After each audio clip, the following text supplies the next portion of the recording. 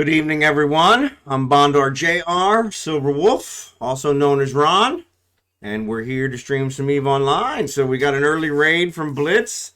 Thank you, buddy. Appreciate it. Figure you're probably gonna run, but no problem. Give those kids a big hug for me. Appreciate it. Digital. I'm not sure what we're gonna do yet tonight. We'll figure it out. So, but welcome, Raiders. Mismoboy, good to see ya. Eligos, good to see ya. Kickin, Jerry Can, good to see you guys, my regulars. So without further ado, let's figure out what we're gonna do. So I'm gonna figure it out here. First I gotta get switched over here. Thanks for the follow, Digital. Appreciate it.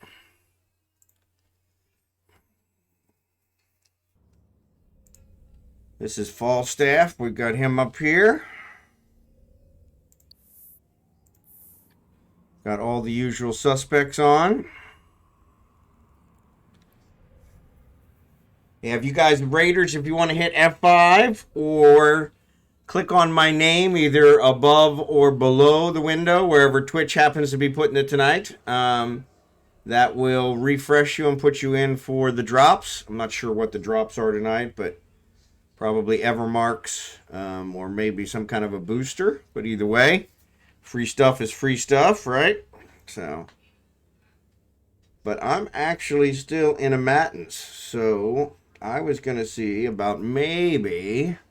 FYI, I did finish my Winter Nexus, so we'll actually show that here. I did finish it over the weekend, so fully completed. Got my 75 Plex, so excellent job. Took way longer than it probably should have, but thanks, Kickin. Appreciate it. Appreciate all you guys' help. But yeah, I'm here in a matin, so it really doesn't make sense for me to go back to... Doesn't make sense for me to go back to Venelin when I'm just going to be back here tomorrow. There is Empire Belt 9 jumps away, so... But yeah, got the 100 Plex. So that's always nice. So... But there is an Empire Belt that's all high sec, so we could go and do that, I guess. That would be something. Let's see what ship I've got here. I have an ore one. We could take this baby. We could take this baby. How's you fitted out? Yep. What's he got?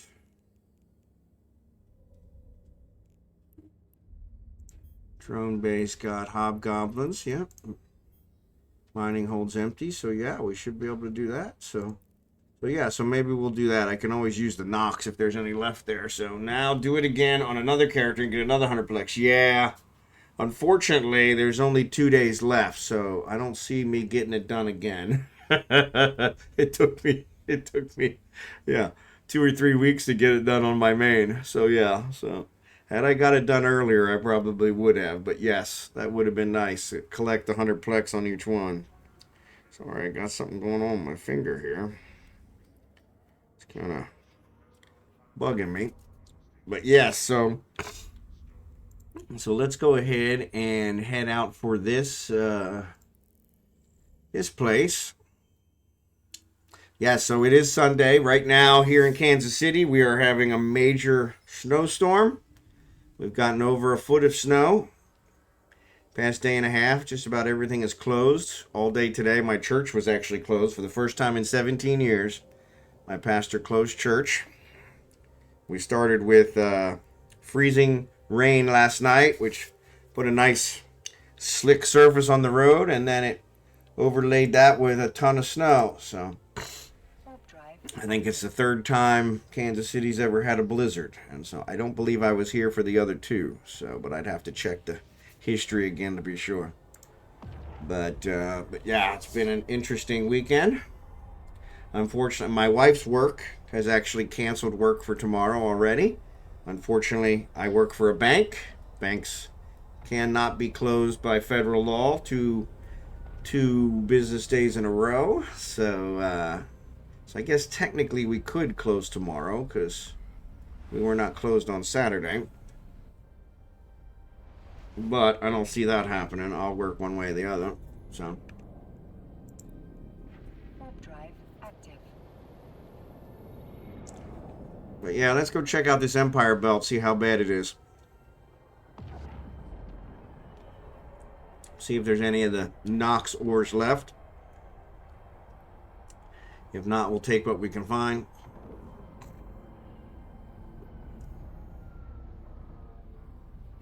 There's my in-game channel. Feel free to jump on there. Always have some interesting conversations going on in there. This finger's really bugging me. I got a hanging skin that I'm picking at, so I got to stop that. Drive active. But yeah, so how was everybody else's weekend? Like I said, mine was pretty uneventful. We did, on a personal note, we did solidify a rental property for when we moved to the Philippines in April. So we're pretty stoked about that. I lost 2 days this week. Feel like it should be Friday. Yes, the whole holiday weeks always screw me up. I thought on Thursday that it was Monday. And so, yeah, I thought on Thursday it was Monday. And so that really screwed me up.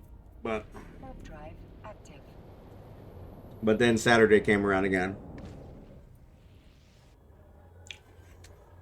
Here in Kansas City, anytime there's a threat of snow, our grocery stores sell out. And silly me, I ended up having to go to the grocery store on Saturday, which was a nightmare. But all I bought was candy and I think some pop. Everybody was looking at me strange, like, you're not buying, bread and toilet paper? No, I always make sure to have enough bread and toilet paper in my house every day. So, we have, I've been here in Kansas City now for going on 30 years. And we've never been snowed in for more than 2 days. So, and in this case, I'm pretty sure we won't be snowed in more than 2 days on this one. Like I said, they pretty much canceled everything today, and they've already canceled everything tomorrow. But more than likely, things will be pretty much back to normal by Tuesday. So, or at least head in that direction. So, get on that. Yeah, exactly.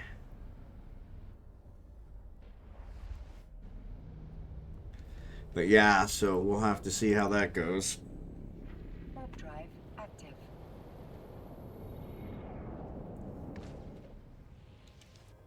There you go. Yeah, see, I'm really burned out on ice after the whole Winter Nexus thing. But, Blue Gray, I did use your method. Unfortunately, I ended up on the snowball side. I ended up getting the snowball one that said I had to hit the battleship. So I wasn't able to get past the snowball one because I couldn't actually hit the battleship with a snowball. That was the warlord, correct? And so so that one was kind of a dead end, but I did scan a bunch of sites yesterday, collect their rewards, get the points, and do some mining. So, but yes, it's one of those where it really did it covered my ice mining for quite a while. So you start school on Tuesday. I want to die. There's no school was some of my best times. I remember them very fondly. Very fondly. I still keep in touch with many of the people I went to school with. So college, that is. My wife actually, her country, they celebrate their elementary school, and they have reunions for their elementary school. and she still keeps in touch with all of them. But I could not tell you who I went to elementary school with, so.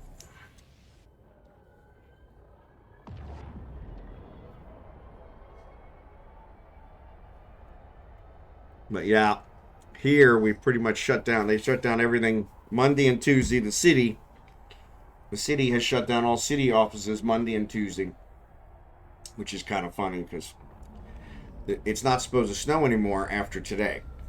But we do have a little over a foot. One of my friends measured at his place and was 14 inches. So I went out multiple times a day. I have 2 dogs, as you guys know, and they're very small dogs.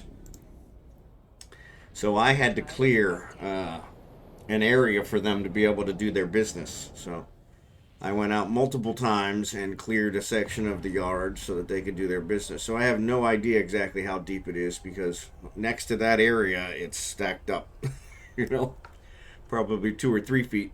So, but they were super excited. Their dad gave it the extra effort. But every single time I went out, I had to clear my porch again, which is covered. And it still somehow managed to get on my porch every time, probably about 2 inches each time. So yeah, it was kind of weird. All right, so here's the Empire Belt. There are only 4 people in this system.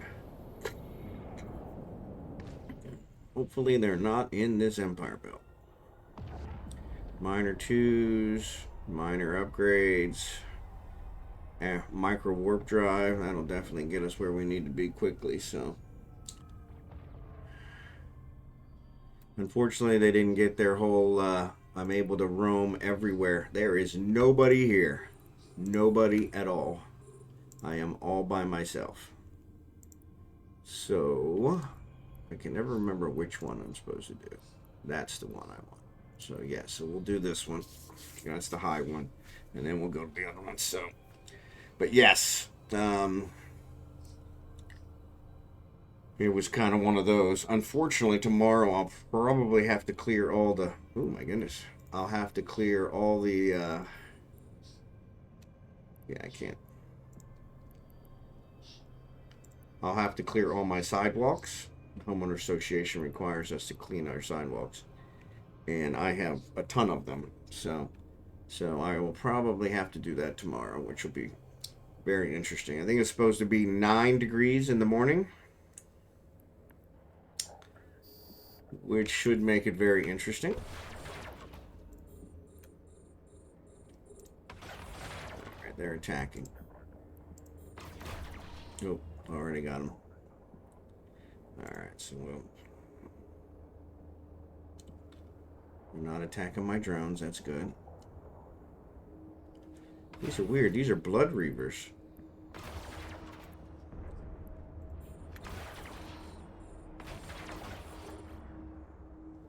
Hobgoblins are making short work of them, so that's good.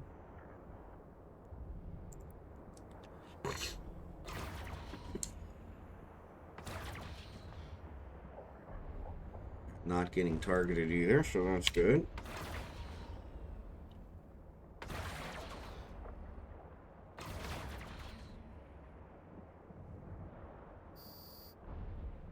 Piece of cake. Return. Let's pick these up. Let's check my mining hold so we don't get carried away.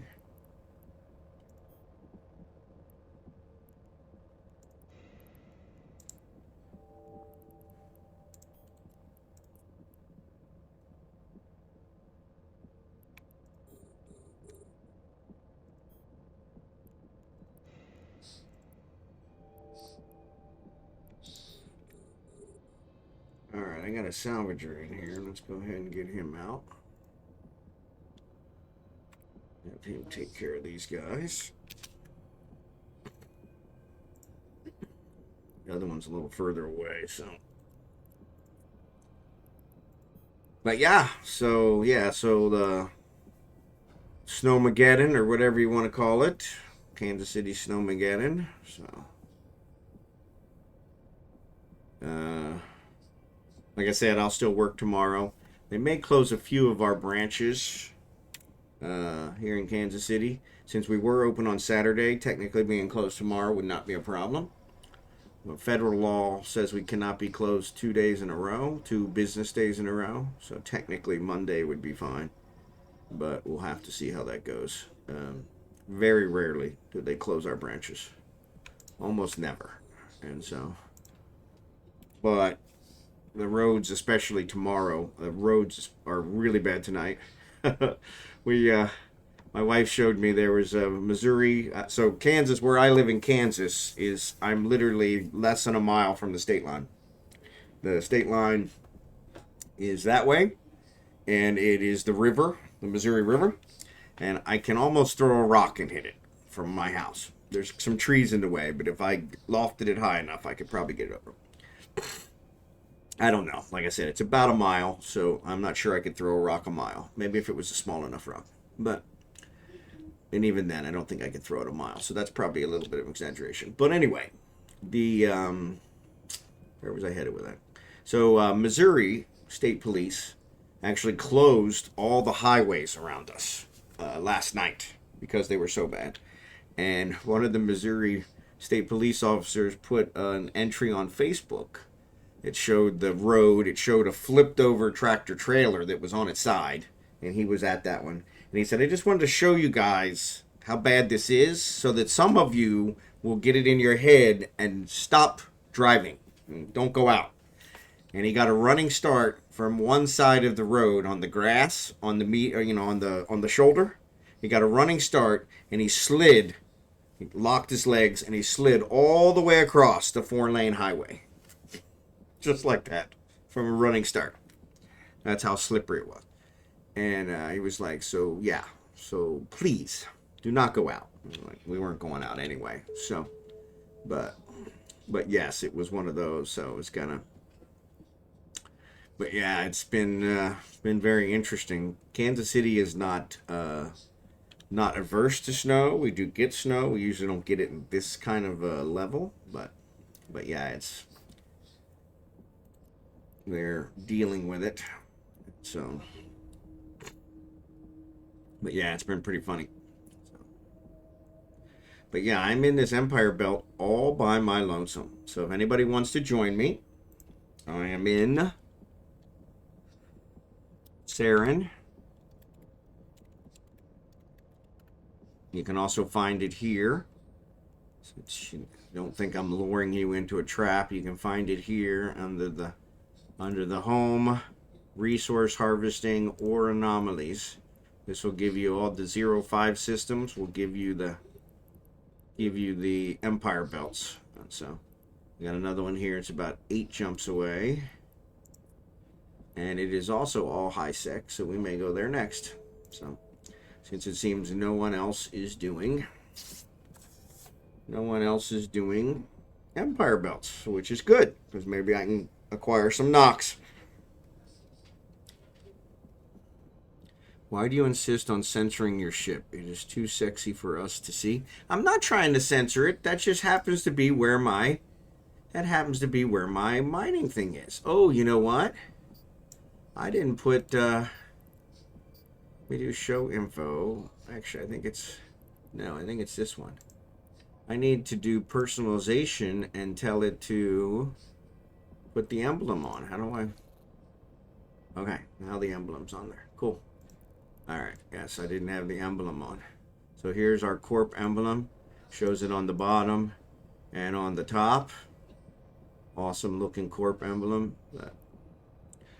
Yes, not censoring my ship at all. Jerry Can, thank you for spreading those vile rumors. But yes, I have to keep an eye on my cargo hold because it fills up really fast. What did you say? Empire Belts. They are high sec and has ore that yields Noxium. So yes. So in the Empire Belts, there are multiple different ores. There is this Pellucid Crocite, I guess it is, Crocite. Pellucid Crocite. It yields Nox, as well as Mex and Pyrite in very high amounts. There is this Jet Ochre, which also yields Isogen in high amount, Mex in high amount, and a little bit of Nox. And then you have yttrium, which is all zidrine. Oh, no, excuse me, isogen. There's a bunch of yttrium, as you can see. And you have elfrium, I think it's called. That gives zidrine. And the deuterium gives megasite. So yes, you can find them by going here. So if you go into this agency, which is the second one down from your portrait. Actually, excuse me, third one down. I can't count today. Third one down from your portrait. And then when you come in here, you click on resource harvesting and then click on ore anomalies. And what I have it set as is any distance high sec. The ones that show 0.5, all of these empire belts show up in 0.5 systems. So those will be what they call empire belts that have these ores. And so yes, it looks like somebody just showed up in a porpoise and they fleeted with me, so that was pretty cool.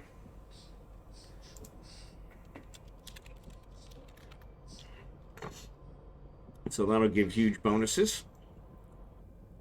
Can't beat that. I love it. Agency bottom resource tab. Yep. So yeah, let me know if you need me to show you again. I can do it again, but yeah, that's how that one works. Still picking at this finger. I need to go put a band-aid on and I'll quit picking at it. But yeah, so I can't remember how much I usually get out of these. I want to say it's less than 1,000. Yeah, it's less than 1,000. But I think it's like between 700 and 800. But this one gives the Nox in a high amount, which is what I'm always short of Nox in my building. So the Nox is the one that I always shoot for.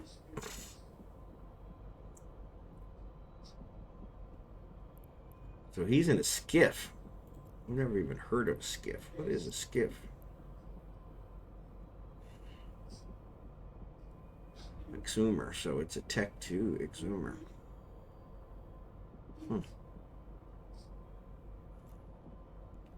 Variations. Procure. So it's it's the low ones. Interesting.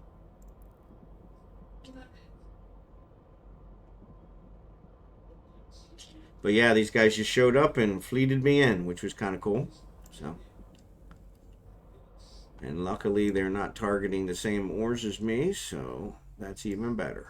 At least I don't think they are. I can't see the one. There's my other one that I'm targeting. So yeah, so they're not even paying attention to the ores I want. They want the other ones, which is perfectly fine with me. Skiff was the old max bonus mining ship. There you go. What's up, Drachenhort? How you doing this morning?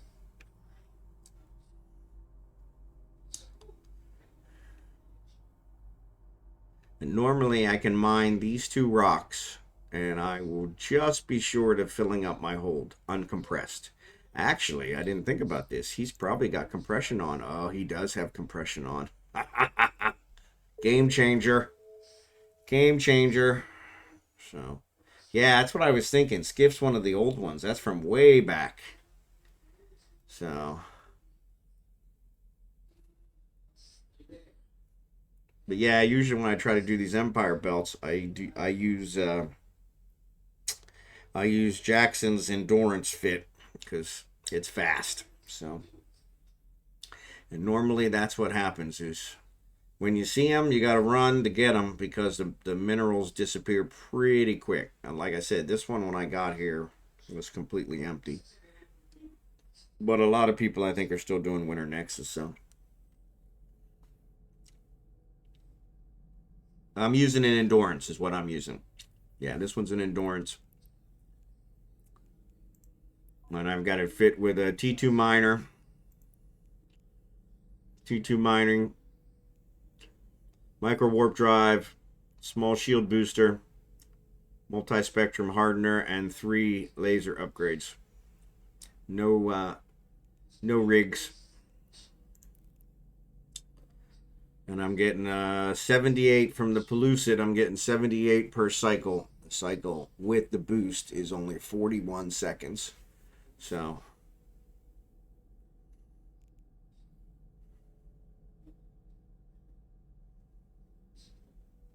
actually 78 and 78 would have been more than that. So yeah, maybe it's not 78. I don't know.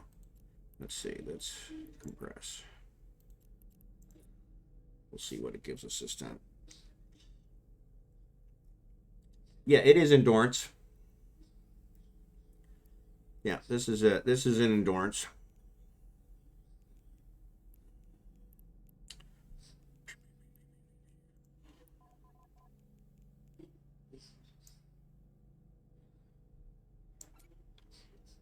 I threw it in the in-game channel. So yeah, so actually I'm getting 39 per cycle. So every 41 seconds, I get 39 Pellucid. I get more of the jet ochre, so it must weigh different. But yeah, I'll mine this out, and then once it's done, I'll mine the jet ochre. And then if there's still some other stuff left, I may mine the others, especially since they're doing compression. But yeah, this is the one Jackson uses. So he likes a speedy one. Oh, okay.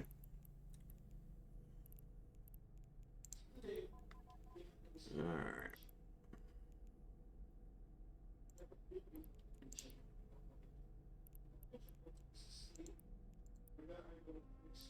Oh, you got it there. So I actually put it in that one. Yeah, I didn't put it. Actually, I didn't put it in there.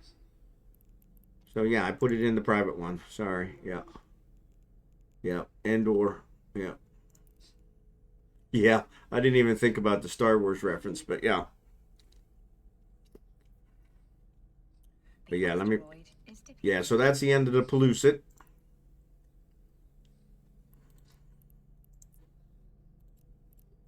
So I got 724 bit, which is roughly about what I normally get, somewhere between 500 and 1,000. And then I'll get a little bit more of the jet ochre. So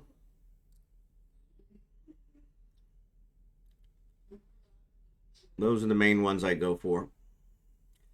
And I don't know why nobody else targets them. I guess they go for the more, well, and then they don't even go for the more expensive ones. So he's actually, they're hitting the Ducium, which is the Mex, which is one of the expensive ones. The Elfrium is the other one. And that is the what gives us Zidrine, which is the most expensive one. But yeah, there's a bunch of yttrium. Usually the people come and they get the yttrium for the ISO. ISO used to be, there's the Ephraim. And so ISO used to be the one that I was always short of. And now it's always Nox. So yeah, so this one with the jet ochre, I get 78 every 41 seconds. So I get double what I got with the Pellucid. So it must be a different weight. So half the weight, because it gives it by weight. So you're lucky no one is there. More ore for you. Yep. And like I said, the fact that this porpoise is here and I'm getting compression, that's above and beyond. So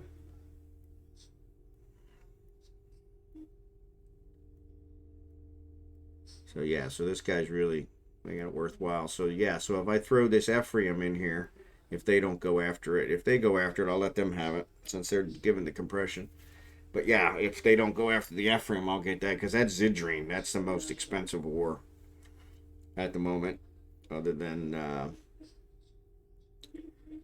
Morphium. I think it is Morphium. So yeah. Oh, there are people there. Yeah, they just showed up. And they came with a porpoise, and they invited me to their fleet. So, which was super nice. I didn't ask for an invite; they just invited me, and I figured it was one of you guys inviting me, so I went ahead and accepted it. because I was too busy talking. No, they usually don't. Normally you'll get, 15, 20 people that are here, and yeah, you don't always get the same amount of ores, but these been around for a little while.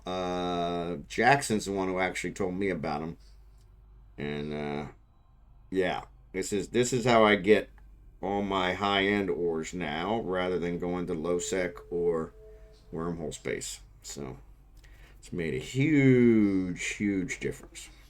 Problem is, they show up randomly, and so you just never know where they're going to be, how far away they're going to be, or how long they're going to last. So.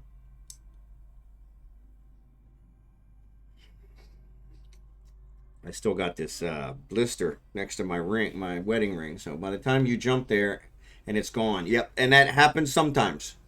So then what I do is I look on here to target the next one. So like I said, here's this one we're in.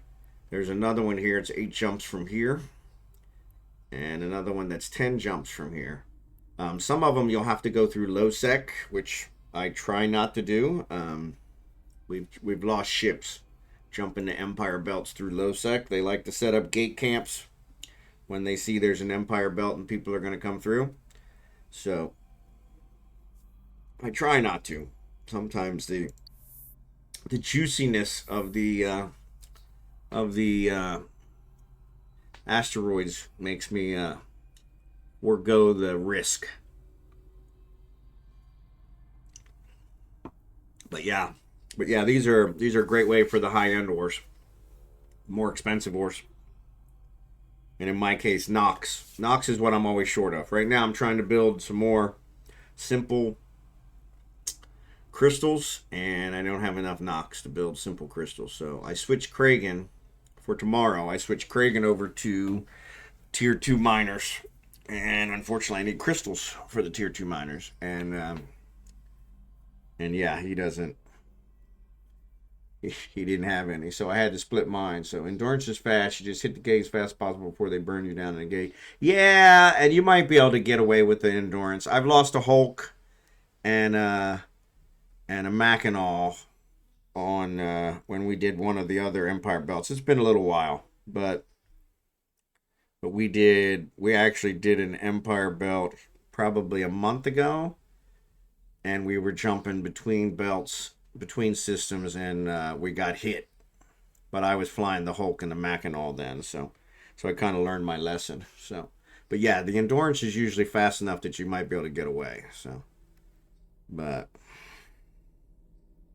really depends on how they have the gate camped. So, in that one, everybody got away with me, thank God. And so, Caviar, what's up, buddy?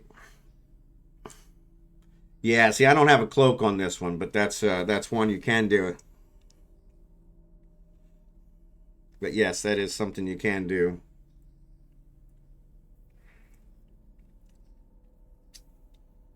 Sorry, I'm chewing on my finger. But yeah, Caviar, thanks for being here tonight.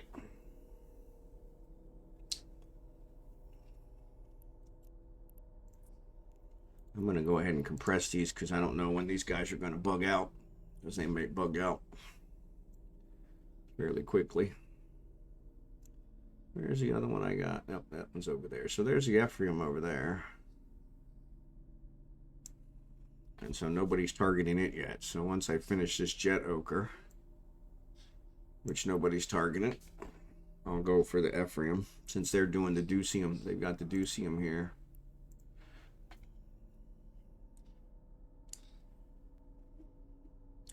Or do like I do in endurance, slap 3 inertial stabs on it, in the most part impossible to catch. Yeah, that was what I was thinking too.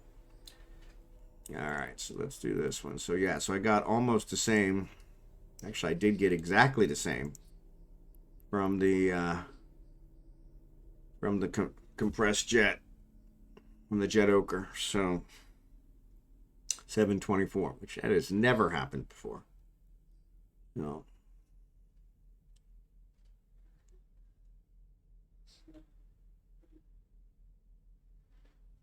You can MWD in a bubble. You can MWD in a bubble. That's one of the ways to get out of the bubble. you get out of the bubble by doing MWD, then you can warp once you get out. So yes, so that's usually the way you get out. The problem is the endurance does not tank very well, or not for very long. So it needs to be able to tank for a bit. So the Ephraim is actually getting the same as the Pellucid was getting, 39 per 41 seconds. So yeah, so about the same cycle time. The Ephraim, I think it's Ephraim. I can never tell if that's an L or an I. It might be an I, so it might be Ephraim. But I don't pronounce anything in this game correctly. So, but yes, the that one usually takes longer. The Ducium actually takes a long time to mine out. It's usually a bigger asteroid. So, but yeah, the where was I headed with that? The Yttrium, those ones disappear pretty quick, but there's a bunch of them. So, and so you can get a lot of ISO. So, and that's probably what I'll do next after I do these.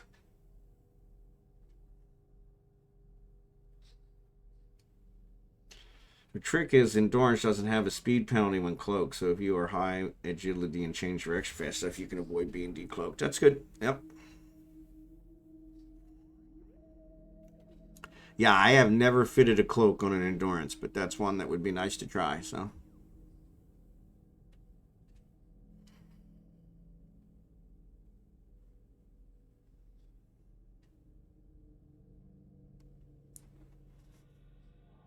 But yeah, as you can see, these are worth a lot more. I don't know if you guys can see it. So yeah, this is 12 million, almost 13 million just with what I've done here in the past 30 minutes, probably less.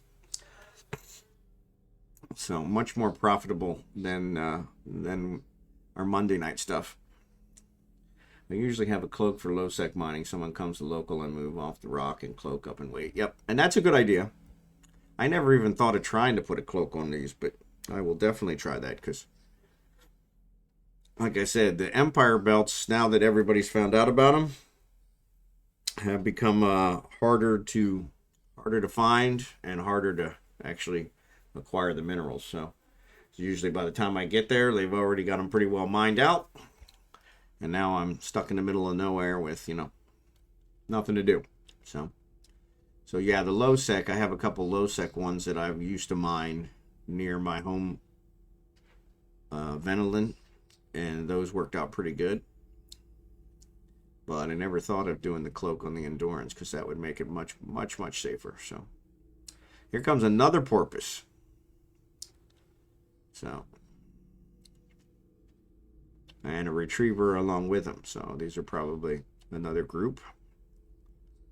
But they're liable to start targeting. The Ephraim is actually a really expensive. That's what has Zidrine, which I think is the most expensive one now. I can't remember. Zidrine and Megasite always keep swapping. See which one's higher. Like I said, I think it's the Morphium is the highest. And I just buy it. I never try to mine it. Because that's definitely, I think that's wormhole space. But, Father Milk. There's a name. The Morphium, I think. So, Mega's higher right now, Mismo. Okay. Yeah, that's what I can never remember is which one. So that might be why they're doing the Ducium first, is because Mega's higher. So, but yeah, I think the Morphium is something that is at null space. Okay. Yeah, I couldn't remember where it was, but I just buy it. And so, yeah. Yeah, the moon ones I buy everything I need for the moon stuff. So,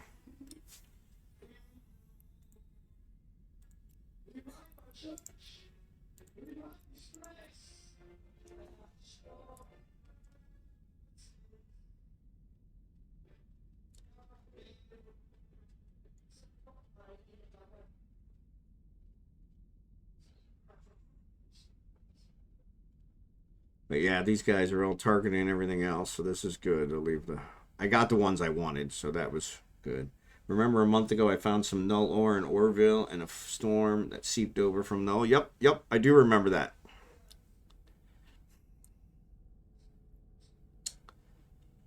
So yeah, I probably just need to look for a nullsec 1 and use a filament to jump down there and see if I can get something one of these days. Maybe with a cloaked endurance.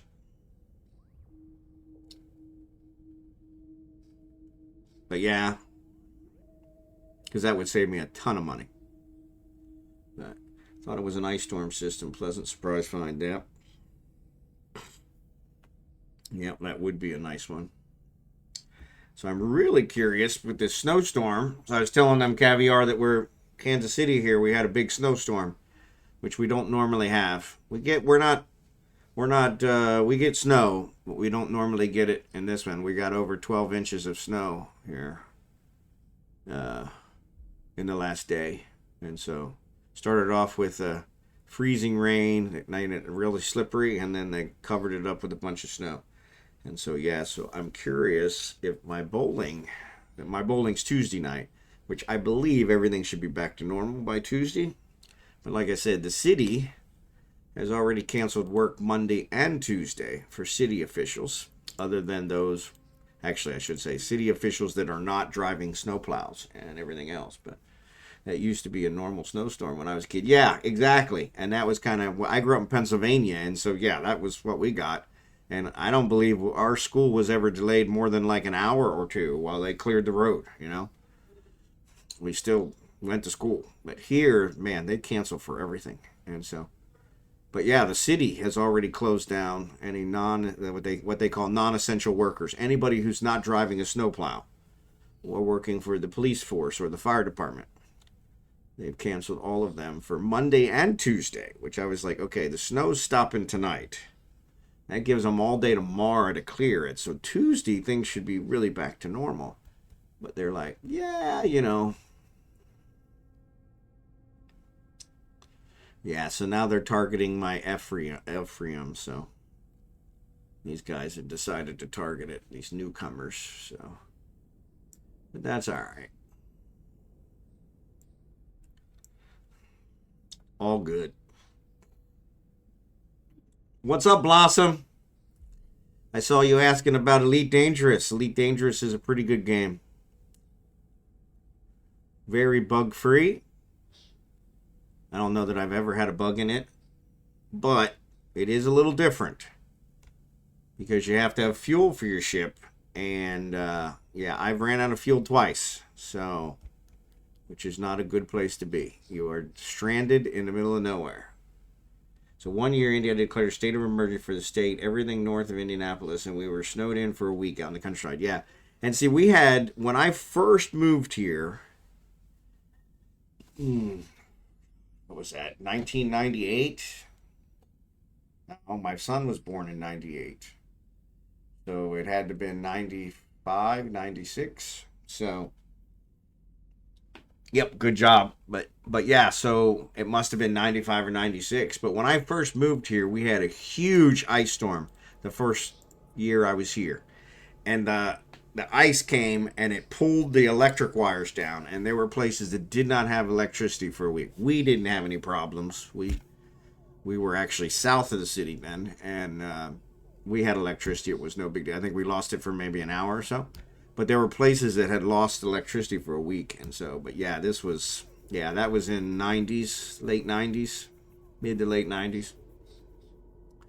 And since then, they've actually done really good. Less than $10? Holy mackerel. Well, that's a pretty good deal. I know I paid more than that for that, and I'm a cheap bastard. So, well, that's an awesome job. Anything less than $10 is kind of like a giveaway. So, but yeah, so, but it's a lot of fun. I think you'll enjoy it. It is a little different than Eve. It's got a little different things in it, but a little more immersion. You actually have to land in the stations yourself.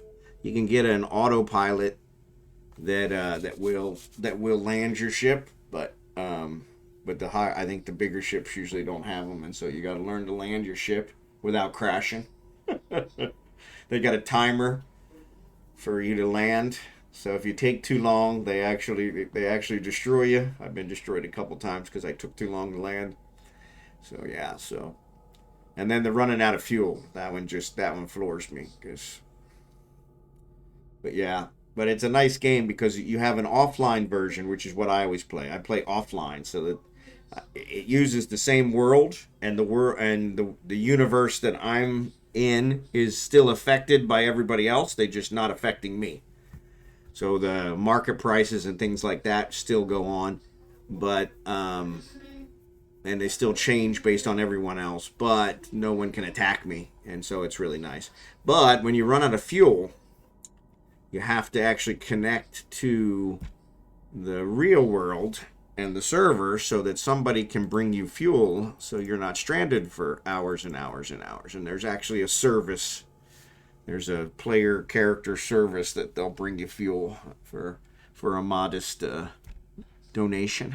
So, but can Elite Dangerous handle 10,000 people in the same spot? Yeah, I don't know. I don't know that they've ever tried that, but yeah, it was weird because I actually started playing Elite because it was one of the times I had left Eve. I was pissed off with CCP, and I said, "Screw you guys, I'm leaving."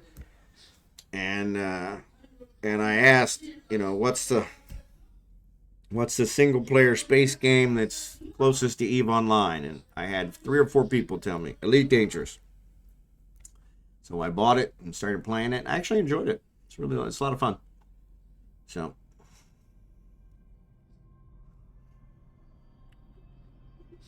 Eric Cartman voice, there you go.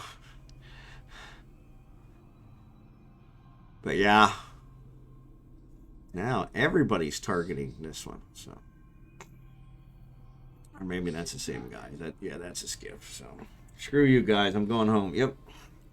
Yeah, CCP has pissed me off multiple times. So with their crazy knee-jerk reaction changes. So, but what else is new?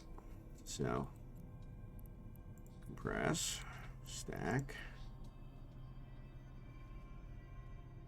All right, so I already got more than I got with the other two. No, I was thinking that the Ephraim was good. You want to say hi? Huh? You want to say hi? All right. Well, now I just hit the green screen. Come here. You got to come close so I can get you. Come on. Oh my goodness, you're heavy. Oh my goodness, you're heavy. This is Benedict. This is my bestest buddy in the whole wide world. He's a kiss monster. Yes, okay. You're gonna knock my headphones off. Don't knock my headphones off. Yeah, don't knock my headphones off. And you got to look at the camera so everybody can see you, so you can say hi. That's not looking at the camera. That's sticking your tongue in my mouth, which is never appropriate. Okay? Yes. Such a sweet babies. But you don't know how to sit still. You could actually sit up here with me if you knew how to sit still. But you don't know how to sit still. No, you don't. No, you don't. Yes, you're a kiss monster. Camera is pixelating, is it? It's probably trying to focus on him, and he won't stop moving. So he's kind of he's what we would call overactive. You got in your hair. You got in your hair. All right, I'm gonna put you down. Go get mommy. Go get mommy. Go get mommy.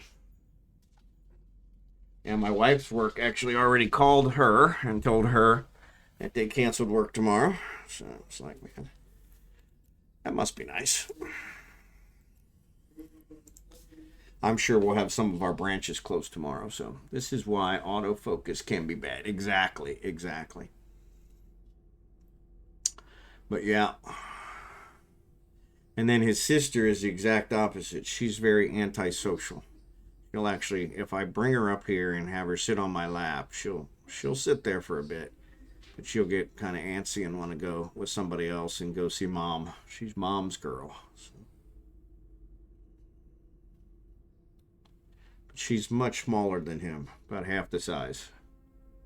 He's overweight, like his dad. A pair of us need to go on a diet. So.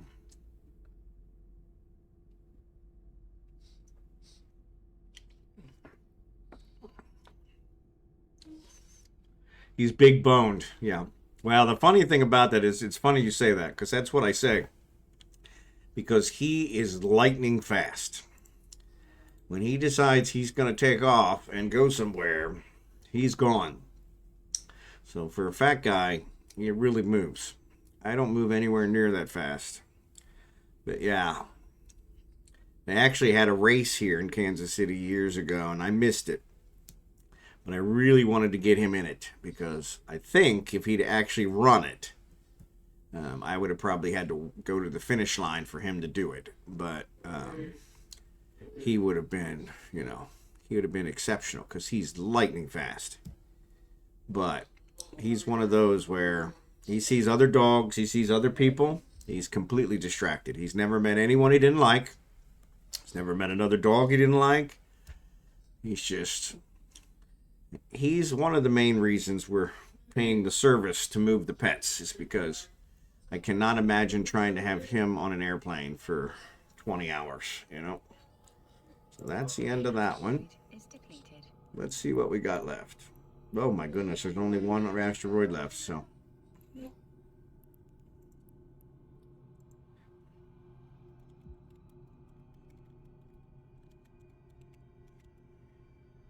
Actually, I'm going to see if the zoo hen one is still there. No, it is not. So the zoo hen one is gone. Now I got this Pama. So I'm going to say I'm going to head there. Pama. Unfortunately, they're in an orca. P-A-M-A-H.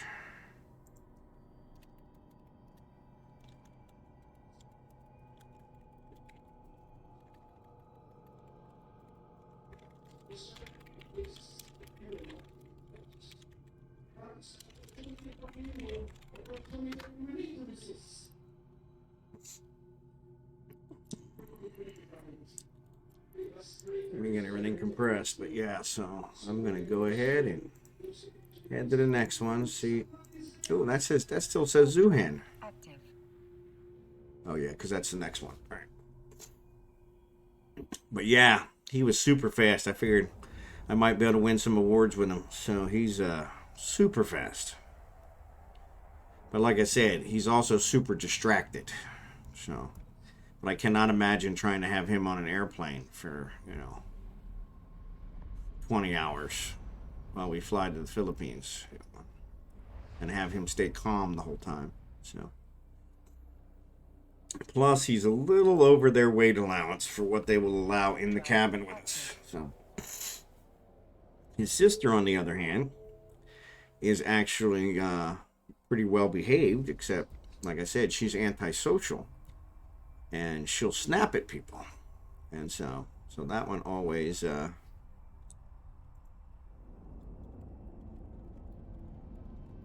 So yeah, she'll snap at people, which was the other problem. They told us, we'll sell you the tickets, but if your dogs act up in the terminal, we'll refuse you entry to the plane, and we will not refund your money. And I'm like, yeah, that's not going to work for me. If I'm going to spend 10 grand for tickets,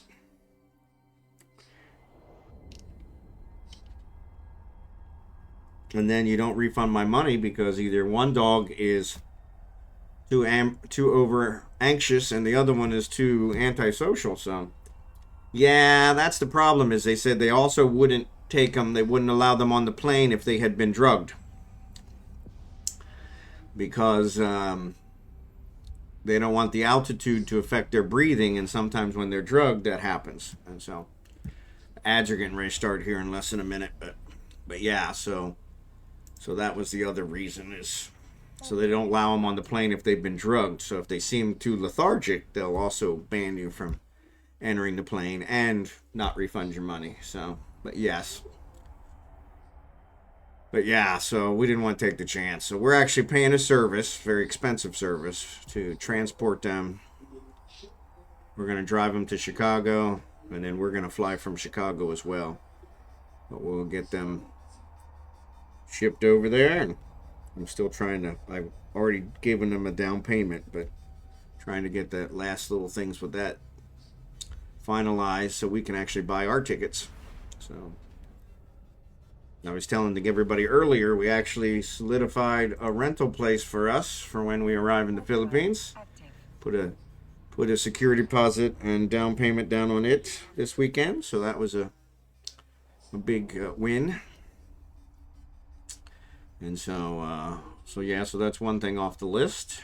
Unfortunately, we were looking at one that was furnished, which is what we wanted, so we don't have to buy furniture. We think that they actually catfished us with that. None of them are furnished. So they actually lied to us, but it's still a pretty good price, even unfurnished. So we did put a security deposit down on an unfurnished one for a real good price. So, well, and it's funny you say that, because I asked the young lady that's doing the booking. I said, can we fly on the same flight as them? And she said, you can, but the reason we use them, it's KLM. And she said the reason we use them is because they're rated number 1 for pets, but they're rated like number 27 for humans. And so she said, so it might not be as enjoyable trip for you, but they are rated very high for animals. And so, Drive active. but I was like, well, I really don't care about that. You know, it'd be nice to be on the same flight with them so that we could actually get there. And we may still look at that. I thought they were actually going to take 6 or 7 jumps, but it turns out they're going to Amsterdam, which we've never been to. And they're going to Amsterdam, and then they sit on the ground for 5 hours to get acclimated and everything, and then they're going to go from Amsterdam to Manila. And so, cost of living will be cheap, right? You probably spend 500 USD per month and have a maid and a cook, maybe a driver too. Yep. So yeah, our cost of living will be considerably less than we spend here. So yes, it will be more than 500, but yeah, that's one of the reasons we're retiring over there. So I want to see how they get the pets to rate their service. There you go. But yeah, so I really don't care as long as the plane doesn't crash. And honestly, if it crashes, I'd rather we were all together. So Thailand is that price. Yep, Thailand's another one. Several places in South America. Panama. My brother's looking at Panama as a place to live. He can actually own land there. And probably even more so after we maybe buy it. I don't know, since there's some rumors about U.S. buying Panama now. But yeah. Drive active. Is it Pashani? No, it's Palma. All right. But yeah. You mean the channel zone. Channel zone. I heard Panama's crazy nuts. They went U.S. currency. Yeah. Canal. Yes. Yes, the canal zone. Yes. Well, we used to own the Panama Canal. And we gave it to Panama back during, I think, Reagan's time. And I think after he passed, or Carter. No, excuse me, Carter. And so, yes, so not had a bad experience with KLM. Okay, well, that's thanks, drachenhort. I appreciate it. Yeah, we've never flown them. But that's the one that they're going to send the dogs on. Because they say that they're like number 1 for animals. And so I was like, okay. So, but yeah, my thought is if we could all be on the same. Originally they had kind of led me to believe that they were going to jump to Amsterdam and then they were going to jump somewhere else, and because they could only fly 5 hours at a time. So 5 hours and then on the ground 5 hours and 5 hours and on the ground 5 hours and 5, and so it'd take forever to get there. But turns out, when I just got the explanation, they said no. To actually just Friday, I think, they said that no, they will actually fly from Chicago to Amsterdam, and then sit on the ground for 5 hours, and then from Amsterdam to Manila. And so I was like, well, crap, that wouldn't be a problem. So yeah, get the miles, yeah. But I thought, yeah, if that's the case, I mean, that's probably what we're going to do. We're going to do Chicago to someplace else, and then, same thing. But let me see. So we want, yeah, it looks like the Knox ones are already gone. Somebody came in, and that's all they took, which is completely odd. Completely red. So there's a Deucium. I don't care about the Deucium. Give me the Ephraim. Where's that at? Come on. There you are. Alright. So yeah, I'm actually going to leave this fleet since they're not here. That way if somebody else wants to invite me, I'll let them. But yeah, these guys, yeah, but there are no Nox ones here. So somebody already came in and mined those out. So, which is pretty uncool. So, and maybe it was these guys. But the next one is 17 jumps away. So we're not doing that. So, but maybe since the other one just cleared, maybe it'll refresh before we're done here and do it. So.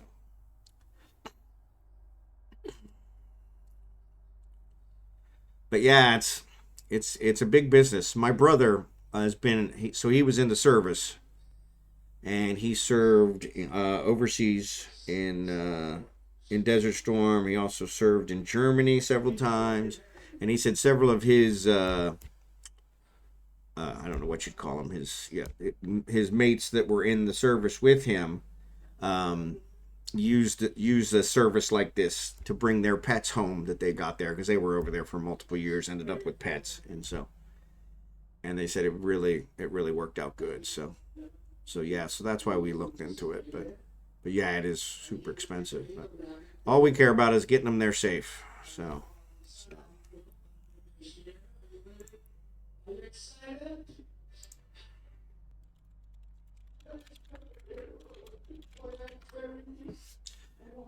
Yeah, so they already took all the Noxium, she was telling me. So.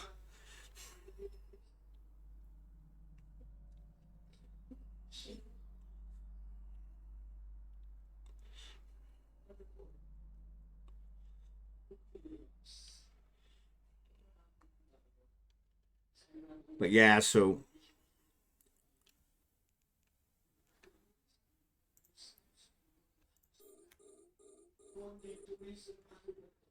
yeah, I'll work on this Ephraim and we'll go from there. But oh, guess what? Oh no, this is the other guys. This is Father Milk. That was the other porpoise. So.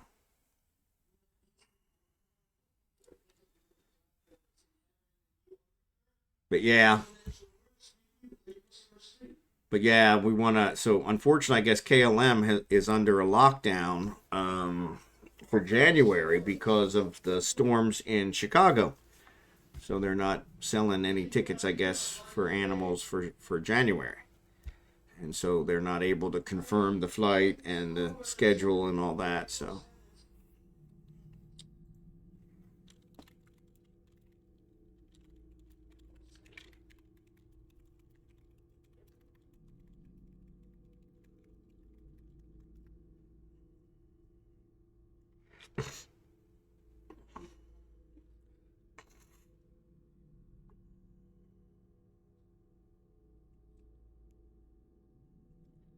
But yeah, so as long as they arrive alive, that's all we care about. So that's the important part. So now I wonder. So the Saren one obviously just got cleared, but no, looks like they're further away. So I'm not jumping 17 jumps. I'm not going to do it. Of course, if we look now, we're probably 17 jumps from them at, and so 11. So yeah. So but yeah, we'll finish this one up and take off. But.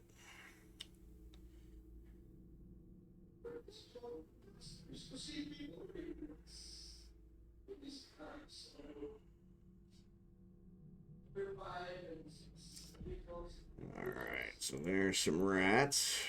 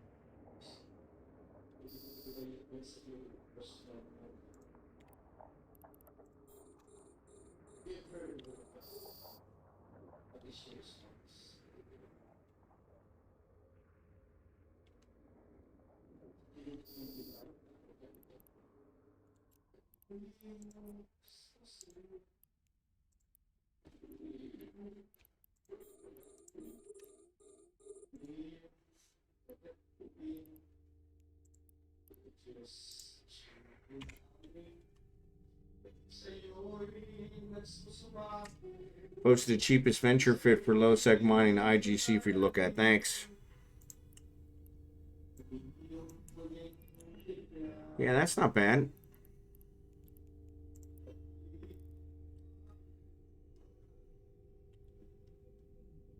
My wife is listening to, I don't know if you guys can hear it. My wife is listening to the TV at like 10 decibels. So hopefully it's not bleeding into the channel. It probably is. So sorry about that.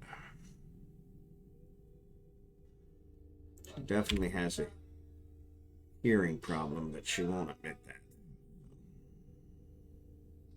God bless her.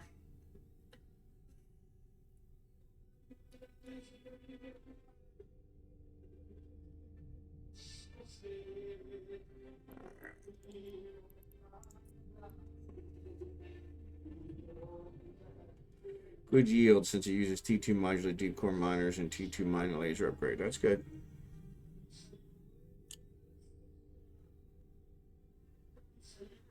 Yeah, see, I'm just using the T2 miner here, or miner 2. I didn't think about using the core ones. Well, that's not a bad idea. Then, of course, I need the crystals too, which crystals always take so much Nox. It's crazy. It's 9M, but that's cheap for it. Yep. Oh, yeah. Yeah, that's way low. Yeah, that's way low. I can't outfit a destroyer for 9 million, so.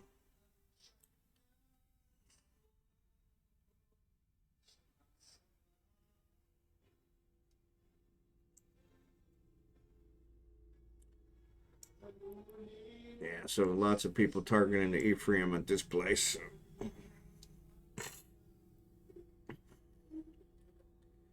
Lots more coming.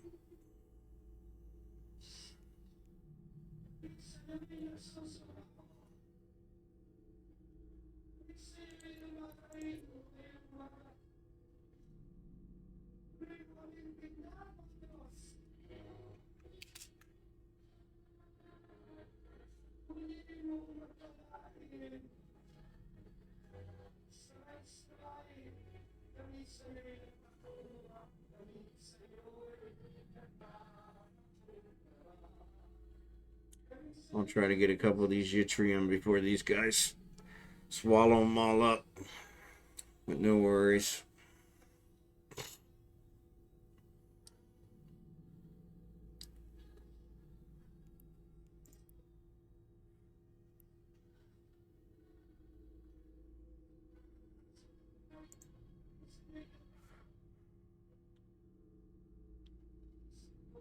What's the cycle daily?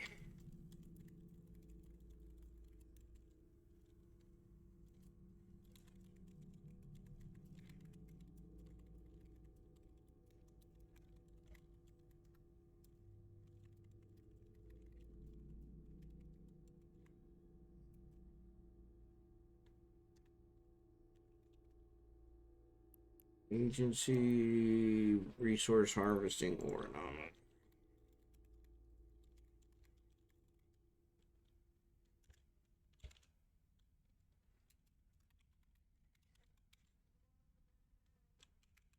I can never spell or anomalies.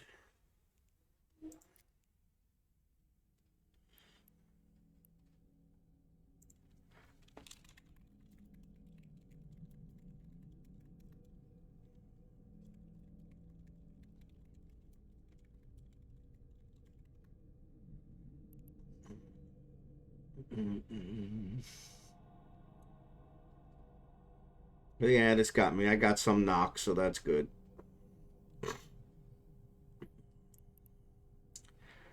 Yeah, so 7 times 900, so that'll give me almost 7,000.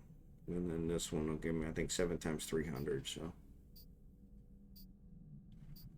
that's not bad. You can never go wrong. Can never have too much to dream. So.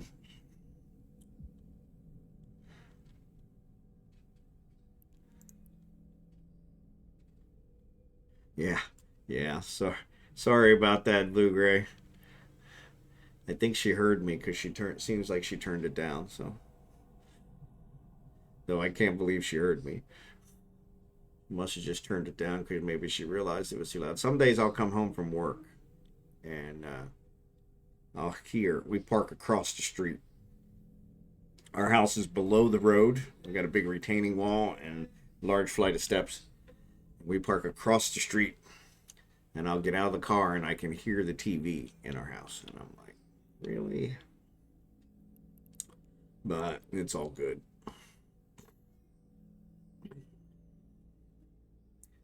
I don't think it uses any more electricity to be louder. So she's listening to her Sunday service in the Philippines right now. So.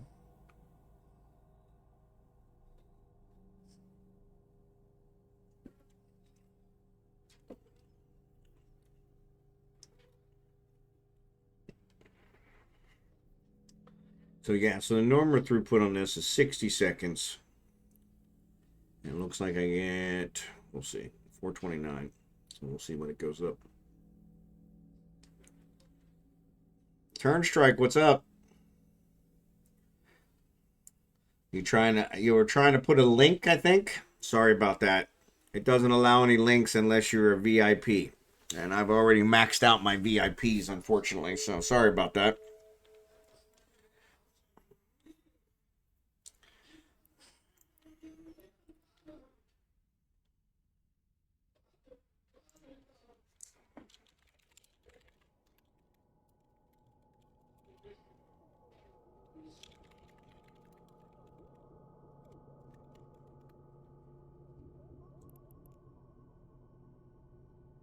Wait, Turnstrike, thanks for being here tonight.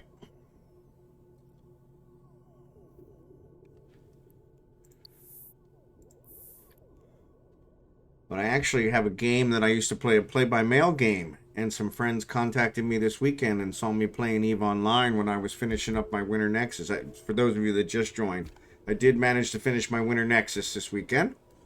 So, got my other 75 plex. And was kind of a, I don't know, less than stellar finish. So, I haven't even started it myself. There you go. Yeah, it's the first in 21 years. It's probably the first event I've completed. So, back in the day, the events were not special, and so didn't ever bother. But yeah, these ones. This one was actually did give some pretty good benefits. So yeah, I wasn't paying attention. So 507. We'll see when it cycles. High six scares me. See, I'm the exact opposite. We didn't get any sights in our region. Yeah. I'm the exact opposite. Nullsec and wormhole space scare the daylights out of me. So.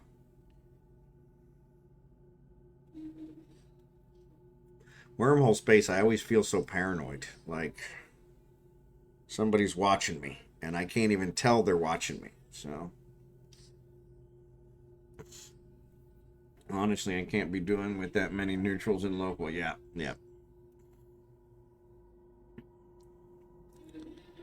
Yeah, you never know who you can trust. So, all right. So 507 went to 546. So what's that?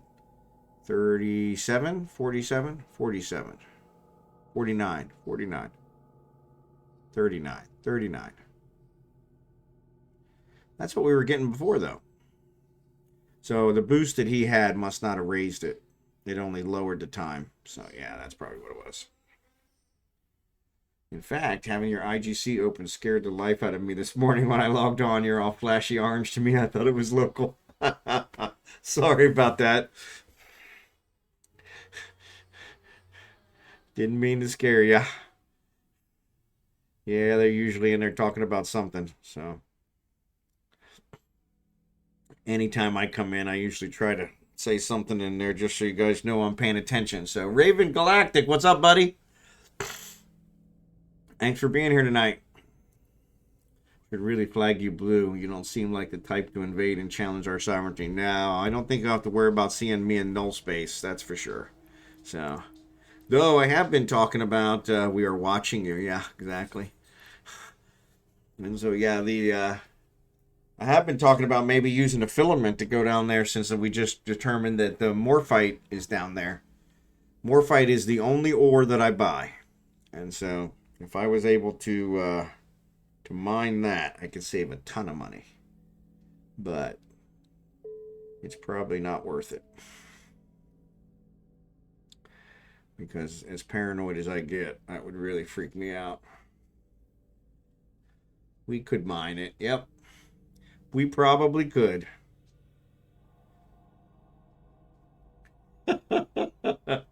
I just figured you were already drinking, kicking. Figured you were filling in for Jackson since he's not here, you know?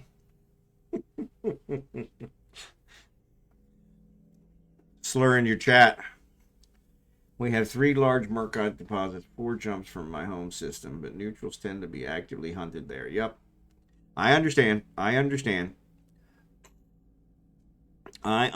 completely. That's one of the reasons why you guys posted up in nullsec. So, got to protect your sovereignty. So, we were talking about a cloaking fit for the venture or the endurance, and so yeah. I'm not sure I could fly that with the other 4 guys I have in there. I kind of promised them that it would be low drama. So yeah, advert, exactly. I've got a couple others that keep trying to lure me into Goonswarm as well. So you saw Blossom on earlier. She's always one. And then Rose as well. Khaleesi. So they keep trying to seduce me as well. So bring me to the dark side. Yeah, I'm not much of a nullsec guy. I did the wormhole space for many, many years. And it got to be more work than my real job. So trying to keep the POS fueled. I mean, we would grind, and it was kind of weird. So let me seduce you with my dulcet tones and sweet moves. There you go.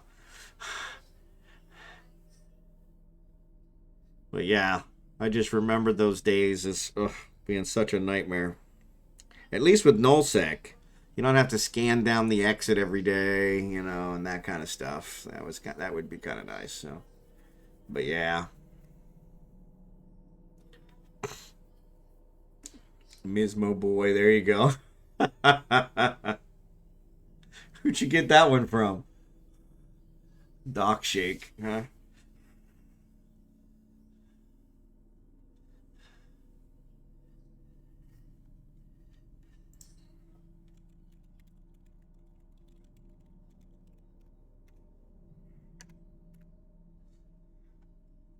Doc got game. There you go. Doc got game. That one looks like Doc got game. Tonight's been a grind. Have 3 Ishtars passively spinning Forsaken Hub anomalies. A Tantos clearing the higher tier ones. And Noctis running around drone salvaging between them. Had to dock up and take a break. Yep. That does sound like work.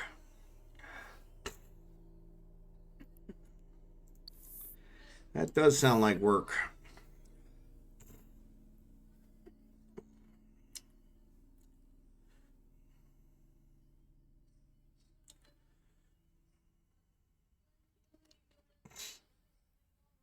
Yeah, that does sound like work, so.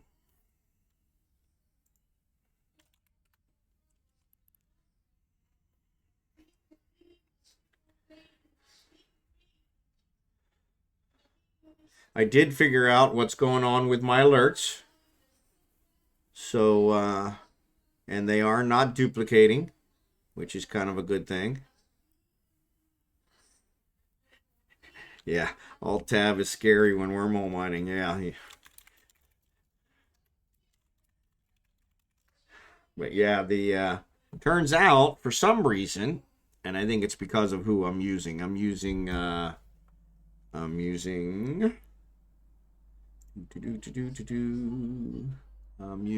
Stream Elements. And I think I'm going to have to switch away from them because they have nothing but problems. But anyway, it turns out the text is only displaying for a short period of time. I have the alert set for 10 seconds. The text is displaying for 10 seconds, but the actual alert graphic is staying on there for 13 seconds without the text. So that's why it looks like it's doing it duplicated. So might sound weird, but I do sometimes miss how chill that looks. When we mine, you're constantly watching local intel. Yeah, you can just sit back and relax up here. Yeah, we do every once in a while get ganked, but not as often. We're actually in a section where the gankers don't come as much, but yeah, every once in a while we'll have something happen, and so but when it does, it's kind of like, okay, you know. But there's something to be said for the high-sec mining. It is much more relaxed, so much more relaxed, so.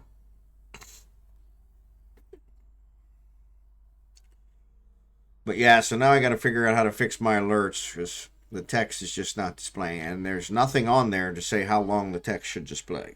My guess would be the text should display for as long as the thing stays on. But lost 3 barges in 1 week. Yeah, see, that's crazy. And I've been there. I've had that happen too.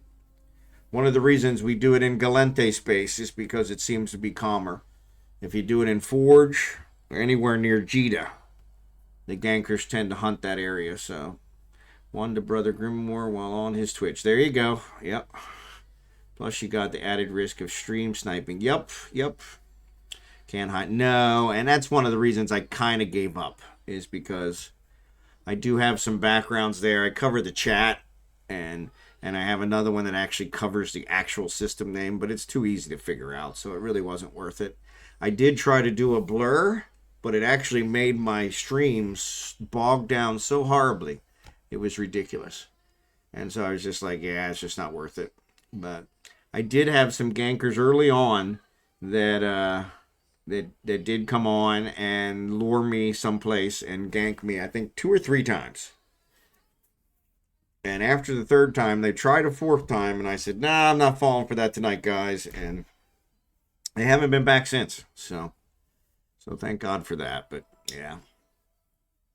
Especially when all the stations are right there on the right side of the screen. Yep. Yeah, and in Matins, there's only 1 station. So, but even then, you still got everything else. So, yeah. Well, and like I said, when I did it, I followed their instructions on how to make it blurry, and it really bogged down my stream. Just made it horrible.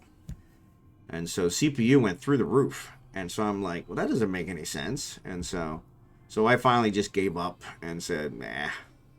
I have those 2 kind of space backgrounds that kind of cover the general areas. In a chat, I always want to cover the chat just so, you know, you guys can join the in-game channel, but you don't need to see who I'm chatting with. So, what's up, Nick Crush? Good to see you. Thanks for being here. But yeah, it was one of those where, but it was funny because they lured me. So it was, the first one was when I had first come back, and they lured me to Udema, which I didn't know Udema was a gank target at that time. It wasn't in the old days. And so they lured me to Udema and killed me. And I mean, they killed me like within seconds of me getting to the belt. I mean, and everybody's like, you went to Udema? I mean, that's obvious. And I was like, well, you know, I think I'd only been streaming eveonline like 2 days. It was like my 2nd or 3rd day. And so I kind of laughed about it because I just thought it was just bad luck. And it wasn't until like several hours after I streamed that I was laying in bed, and I was kind of like, you know, that was a little too coincidental, you know, and I realized I got lured there, you know, and so I was like, okay. So then when it happened the 2nd time, they actually asked me to help them with something. Hey, can you show us that, you know, that combat site again? Because, you know, I'm new to the game, and, you know, and I really like the way you explain stuff. And so I went to the combat site, and they were waiting for me. And so, yeah, they'd have a huge HQ there, right? And so Yeah, so they got me a second time, and then like I said, I think it was the third time they came in, and one of them asked me to help them with something, and I'm like, yeah, I really don't have time for that tonight, guys. And so they never came back. But I think the other thing too was both times I didn't realize until after the fact that they had actually stream ganked me, and so I kind of laughed it off. It wasn't a big deal, and they didn't really get the reaction they were looking for. So they're like, this guy's no fun. He's not going to throw a temper tantrum. So come down this dark alley with us. No, that's not blood on the floor. Don't worry. It's a lovely place. Yeah, it was so funny because I was looking for Kernite. Oh, there's Kernite in Udema. You come to Udema. We got plenty of Kernite. Come on, we'll help you mine it. And yeah, I mean, I didn't even get to the belt. I literally arrived at the belt and I was blown up. I didn't even get to see any of the asteroids to see if there was Kernite there. I was gone. And I was just like, man. And so yeah. But I laughed it off. It's just bad luck, And but it was funny. I was in a Vexor, so it wasn't a big deal, I think the second time they got me, I was in a Myrmidon, not a Myrmidon, a Myrmidon.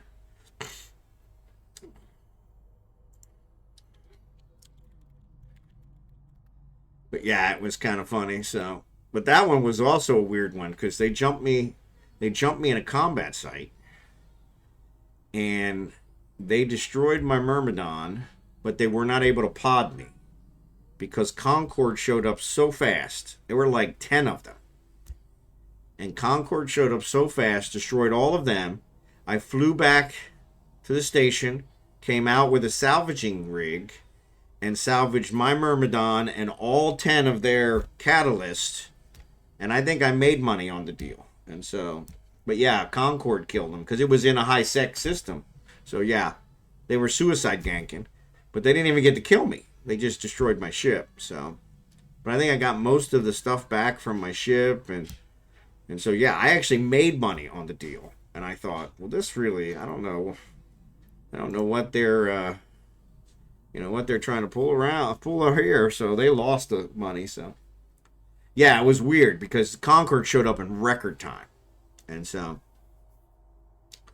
they killed my Logi frigate for that. Why'd they kill your Logi frigate? Oh, because you're probably low. Yeah, you probably have a low security status because nullsec. Yeah. Yeah, they frown on that.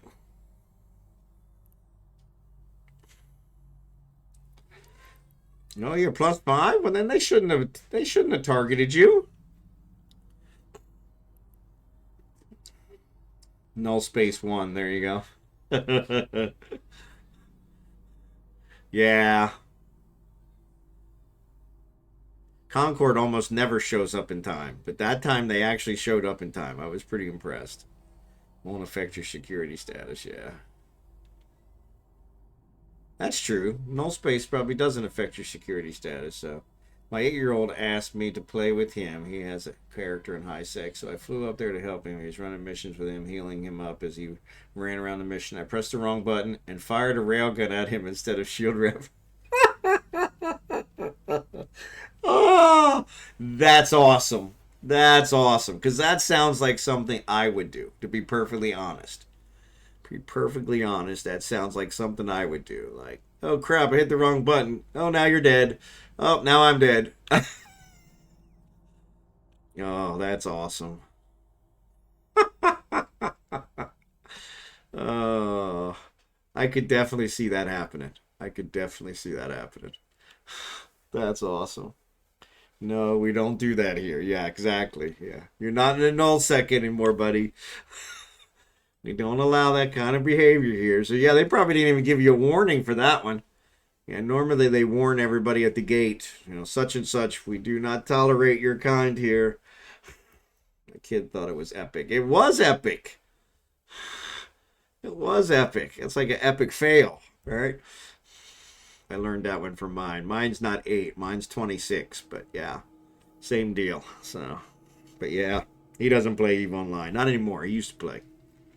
He didn't. He's not much for the space games. He's more of a mech warrior type guy. So I learned that day to turn safety to yellow when coming to high sec. Yeah, there you go. That'll do it. That'll keep those things from happening. It'll ask you, are you really sure? Are you really, really, really sure?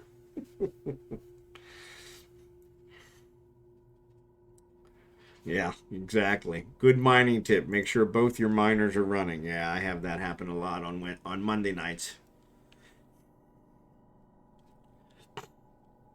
I have that happen a lot on Monday nights. I get too busy talking and find out that, oh, Reagan's in the background and hasn't mined anything for over an hour. Way to go. Way to waste a bunch of time. All right, so let's do this. Wow, hole 11. Yeah, that's not going to buy us much. All right, so this next cycle is going to fill us up, and then we'll head home. And we'll head home.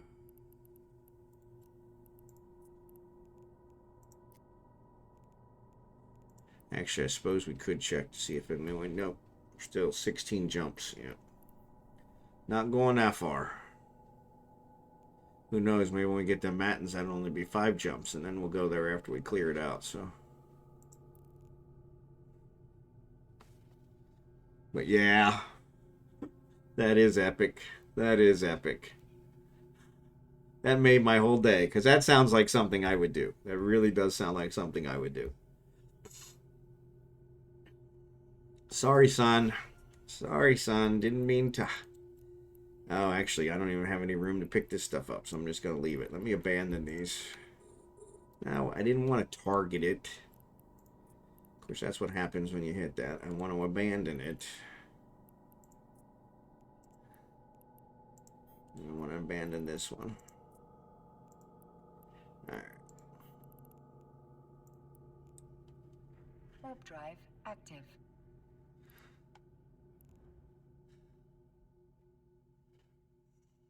So I'll close this. Yeah, I was gonna go pick up those cans, but I don't even have any space. I put ore in the hold, so I don't even have any space to pick up whatever's in the cans, so.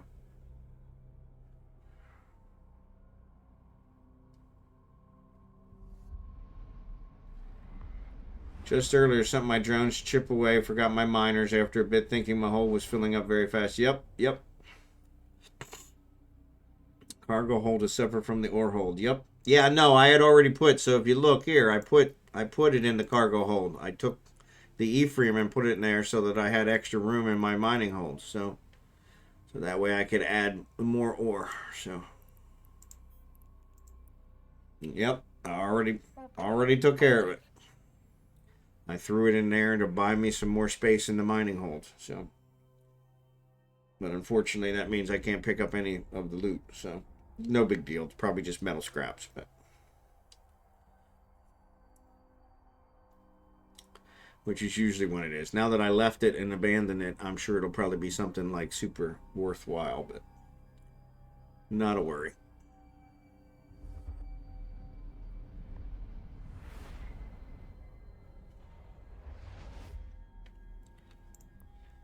Warp drive active.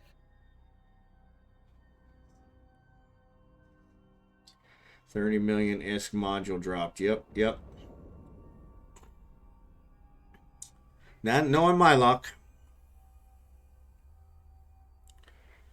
But that's alright.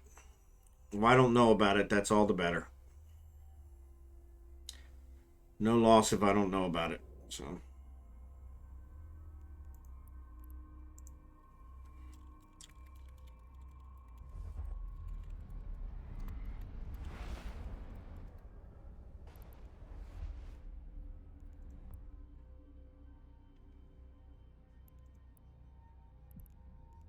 Alright, so we'll head back to Amatins. And then we'll figure out from there what we're going to do next.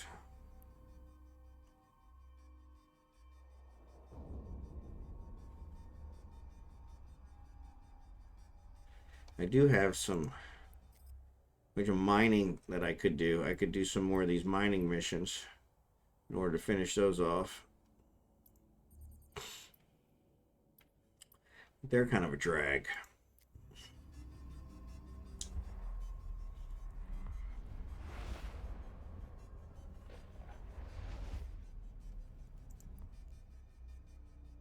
Warp drive active. Got all my drones, yep. I thought I left actually some sister probes when I was doing the Winter Nexus the other night. It turned out I did have them with me. It was weird. I'd warped away several systems, and then it said, you're no longer in range to target that. And I was like, what is it talking about? And then I thought, oh, I left my probes out. And it turns out I didn't leave my probes out, so I still don't know what it was talking about. But Drive active. since I had my probes, I was like, of course it would be sister probes that I would forget, you know, not normal crappy probes that I actually make. But it wasn't, so I was glad for that. So probes auto return when you jump a gate. So maybe that's what it was. Okay. I think you told me that once before. So yeah, so maybe that did.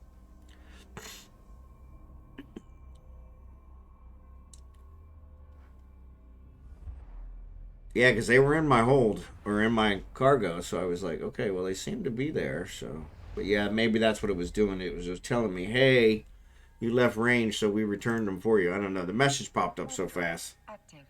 I couldn't tell. I lose them. Yeah, downtime is when they won't return, right? You lose them at downtime. If you get disconnected, you have to reconnect them when you get logged in. Yep. RIP S. Yeah, exactly. Sister, yeah. Sister probes are expensive, so I hate losing those. So yeah, so that's good. So yeah, so that's probably what happened. It probably was the message telling me, hey, we returned your probes. It just flashed up so quick, I was like, wasn't able to read the whole thing. It said something about being out of range, and I'm like, out of range of what? So, but yeah, I don't get, knock on wood, I don't get disconnected very often, so. I have a gigabit fiber connection, which is really going to be painful when I move to the Philippines, because I'm not going to get a gigabit fiber connection there anywhere. So, no, which is going to be really frustrating. So,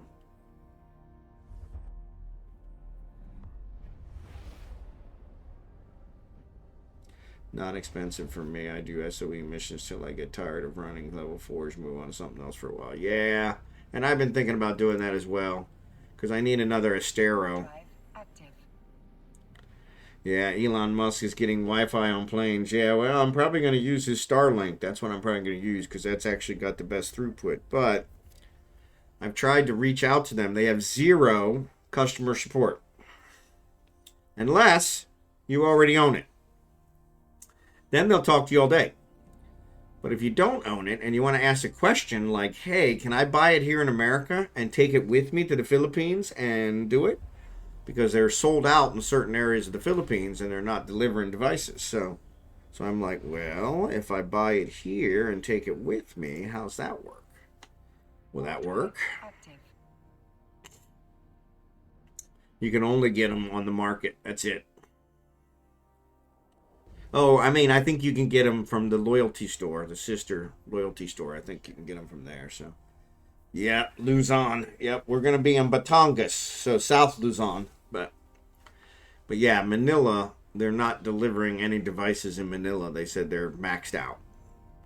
You can get on a waiting list, but we're not in Manila. We're south of there. But every time I put in the address, it places me in Manila, and it's like, no, Batangas City is really close to us. And they say that's available, but yeah, so that's why I'm trying to contact them and actually talk to somebody, because I'm like, I have no problem ordering it here, having it delivered here. I'll throw it in one of our boxes and ship it over there. It takes 2 months.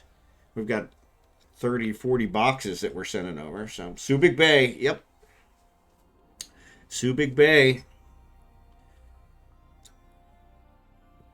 It's called regional grouping. There you go. But yeah, it's like, but like I said, I would think they would have somebody that I could talk to, so that, they answer the question, so then I could buy it, because that would behoove them. You get to sell it to me. But they're like, if you buy it, then we'll talk to you. I'm like, yeah, well, then I might buy the wrong one. Somebody told me the other day, I don't remember who that was. Somebody was in my stream and said, you want to get the roaming one. Costs a little more, but you can pretty much take it everywhere. So, yeah, you know, I actually emailed them. There was a Starlink at SpaceX.com, and I emailed that, and that was almost a week ago. No one's replied, but I guess I could reach out on X. That's not a bad idea. Thank you for that.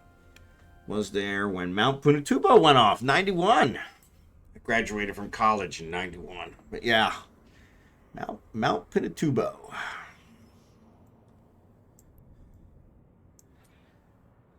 So we actually own land. We own land in two places. We have land in Batangas, which is what we're going to build on, much larger property. And then we have a smaller property in General Trias, Cavite. Well, my wife said, you know, well, the one that we have in Cavite is near a volcano. And so we bought this like 10 years ago. 10, probably 12, 13 years ago.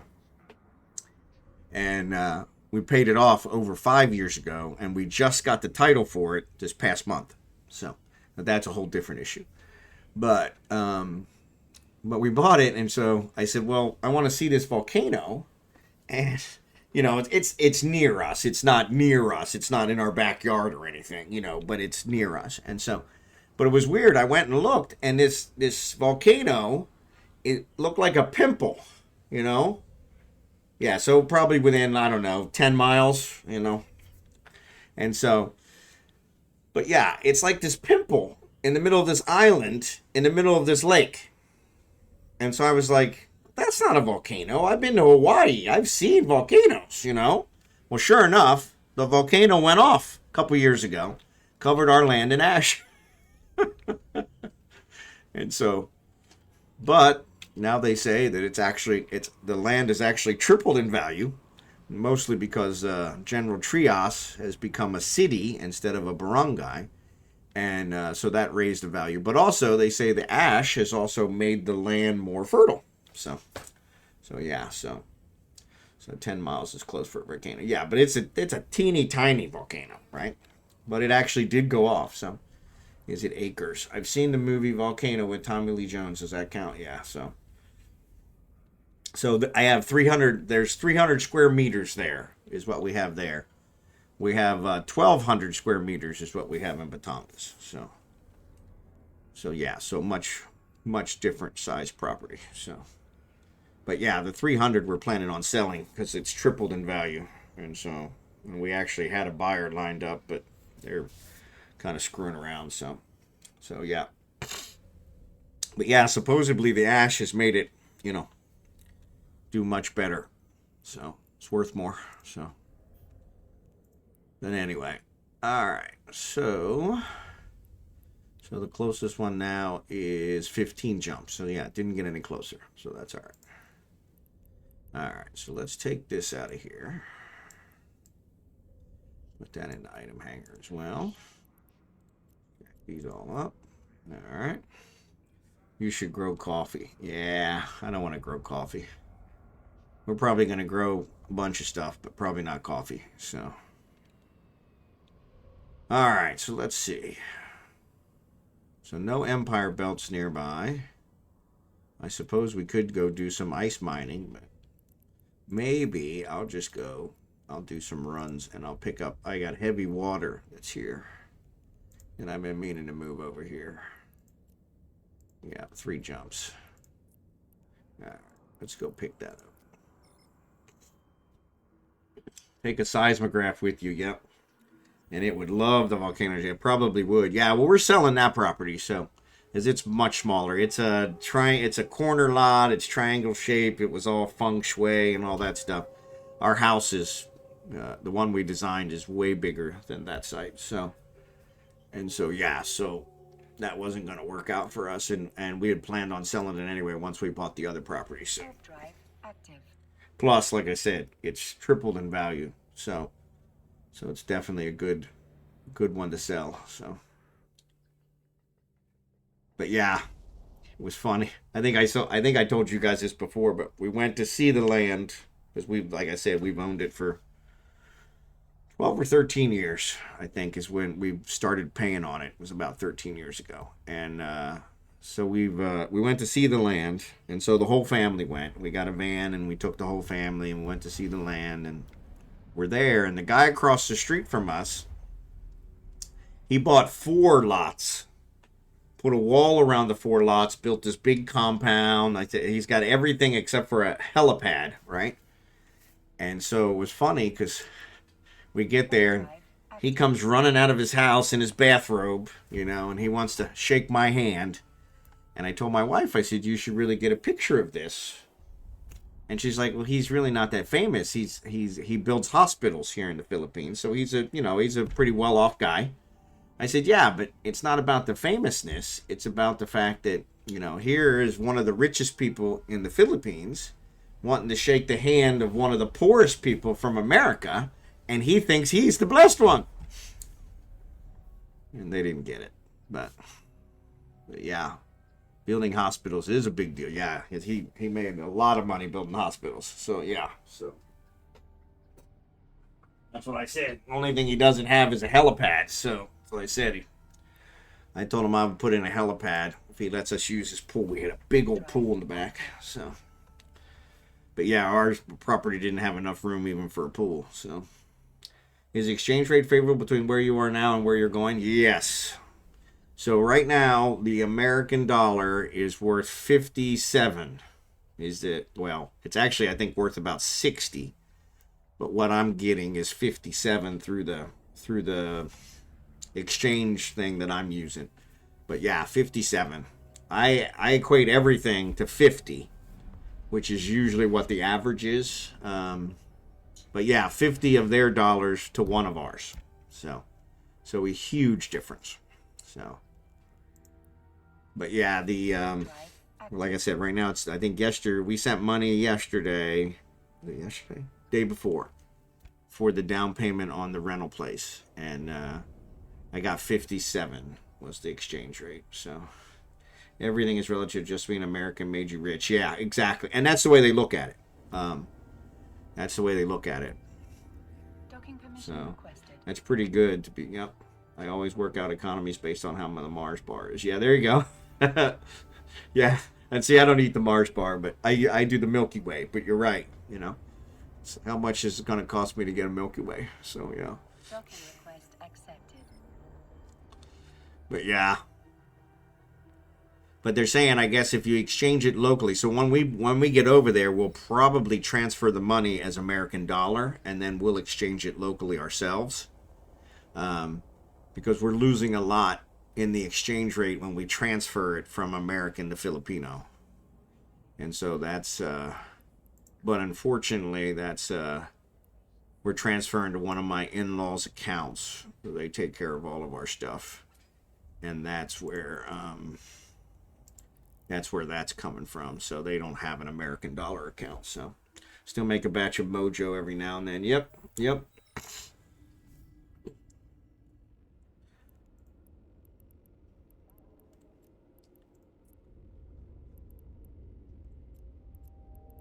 Add waypoint.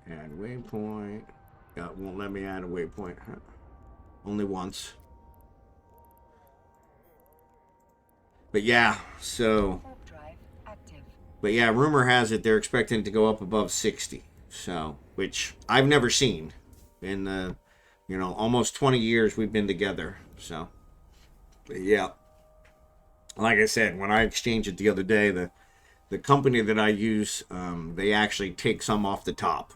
So they gave me 57.6. So they were taking about 0.6 pesos, give or take 0.7 pesos. So. But when I send as much as I send, that's a lot of money. So they're making a ton of money. So, yeah. So yeah, if I send it as USD, I think I pay a flat, $10. And so, which would be a lot cheaper for me. But you have to have a USD account on the other side to accept it in the Philippines. And my in-laws don't have that. So that's one of the things we'll set up when we get over there. We'll set up a USD and a Filipino peso account so that we can transfer both.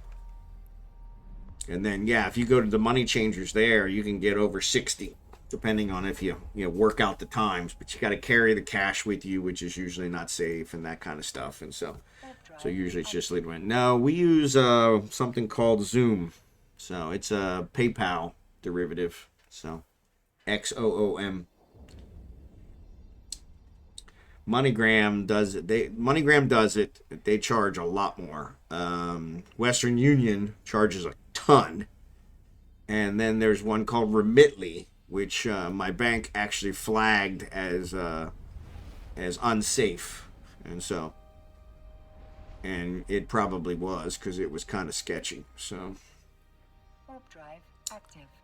But Zoom, we've never had any problems with Zoom. It uses PayPal. I've used PayPal for years. Never had any problems. So. But yeah.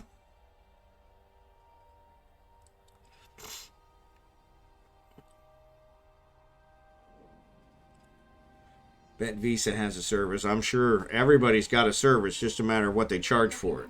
So. But, the ironic part is give you an example. I work for a bank. I've worked for a bank for just short of 25 years. And I attempted to send a wire transfer a couple weeks ago to the people that are moving our dogs. They wanted a wire transfer. And my bank couldn't do it. Or, actually, I shouldn't say couldn't do it. They wouldn't do it for less than $100. Which I ended up transferring it through a credit card, and it only cost me $20, and that was like huge, like 3%, But I was like, I said, my own bank as an employee wouldn't do it. So Elon appreciates your money. Yeah, he usually does.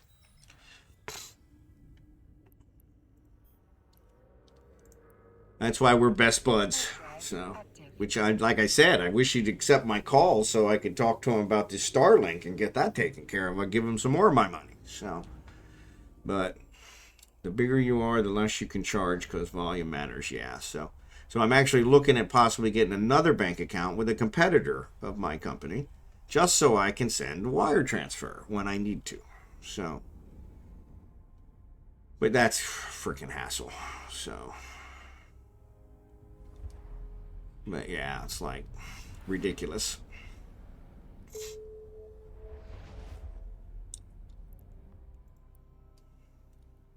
Warp drive active.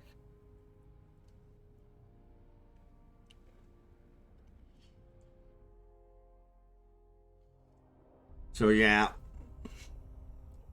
But we've been transferring money to the Philippines now for, going on over 20 years. When her and I first started talking, I transferred money for her to be able to get me a hotel room and all that kind of stuff. And so, but yeah, it's come a long way. I think I did Western Union the first time, and oh my goodness gracious, what highway robbery! Drive active.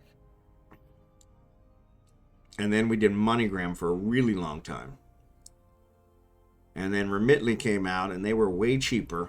I think they only did Philippines and Mexico. But then my bank flagged Remitly as sketchy. And they would not allow me to use my bank account with Remitly. Because they said, we're protecting you from yourself. Okay.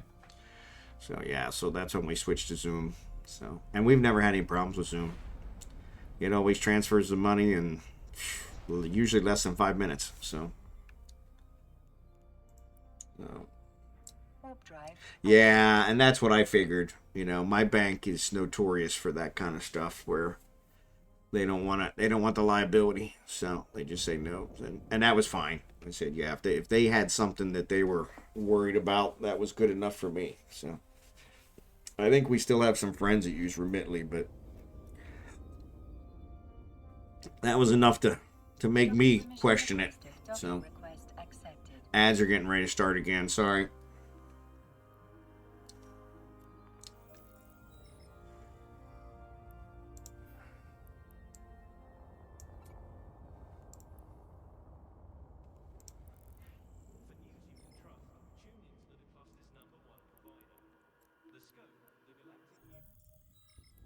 But yeah, you never know with that kind of stuff.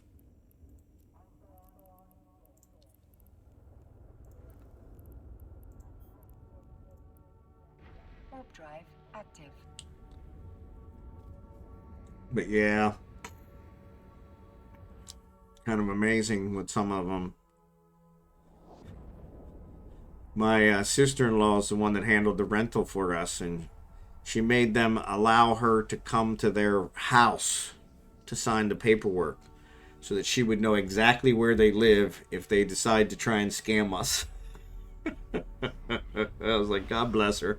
So I worked at a gas station, and someone would come in with their card saying it didn't work at the pump. I said, you don't normally use it, do you? And they suddenly made a lot of purchases. That's how the banks would prevent stolen cards from being used. Yep. Yeah.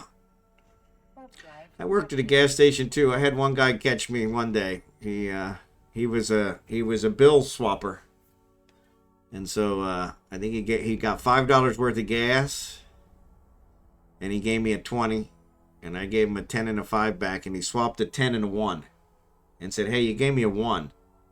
And so I said, "Oh, sorry." Gave him another 10, and he swapped it again. Said, "Hey, you gave me another 1," and I'm like.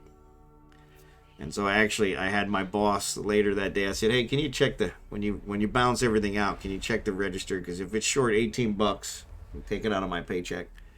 And so he came back about a month later and tried it again. And I was like, "Not today, buddy." And he's like, "What? You gave me a 1 too many." And I said, "Oh, well, thank you very much. I appreciate you being honest and giving it back. Now I'm only out $17. And he stormed out. "Oh, I'm going to go get something out of my car and teach you a lesson." And I said, "Go for it." And went out, jumped in his car, stormed off, never came back. I was like, yeah, not pulling that one. Yeah, it was one of those where it was a busy day, and yeah, I was just, and they knew exactly when to target it, but I was usually, like I said, very, it's the only time they ever got me. And yeah, it was like,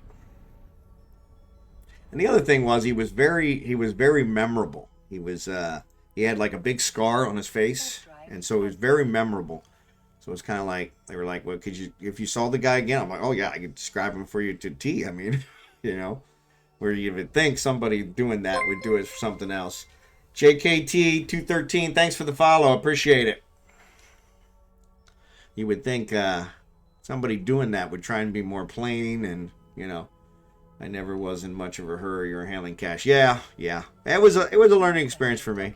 My boss was kind of like, "Well, that's good that you caught it." And I was like, "Yeah, no, take it out of my paycheck. It's all right. It was completely my fault. I should have been more careful." And he was like, "Nah, don't worry about it." I'm like, "Nah, I mean, seriously, that's the only way people learn." And so, but yeah, it was funny because he did come back.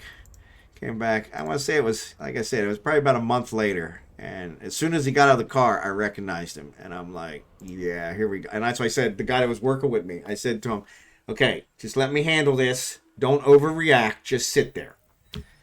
And sure enough, he overreacted. Because the guy said, "Oh, I got something in my car for you. I'll teach you a lesson." And started out to his car. And of course, he jumped up we had a big baseball bat that we kept behind the door, and he jumped up with that. "Yeah, I got something to teach you." And I'm like, for crying out loud, I just gave you a simple instruction. Just sit there, look pretty, right? But yeah, I always check 20s and beer, the snap test. No, I never did. This was back in the 80s, so I mean, I'm really dating myself. I think I worked there in 83, 84, maybe. What is money made from? It's made from paper. So, what is it printed on? What is it printed on? Paper. It's a fiber. Okay, yeah. It's a special type of paper. So cotton, linen, pulp. Yep. Yeah. It's a blend. There you go. You snap the bill and it won't tear. Oh, okay. Like that. Yeah. If it's paper, it tears, yeah. Yeah, I had a buddy in high school that actually photocopied them. Photocopied, I think, $5 bills and got away with that for a while. And it's a wonder he never ended up in prison. And I was like, yeah, stay away from me with that stuff. But yeah, it has a crisp snapping sound. Yep. Yeah, I never heard that one. That would have been a good one. Yeah, see, we never had any trouble with counterfeit bills. We never had any trouble like that. Like I said, that was the only time we ever had, as far as I know, that we ever had any trouble. I worked there, I don't know, I worked there through college as well, so it was like 8 or 9 years, so.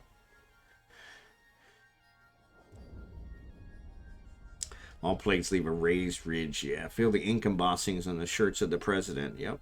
I do remember that. Because they are a little raised, so.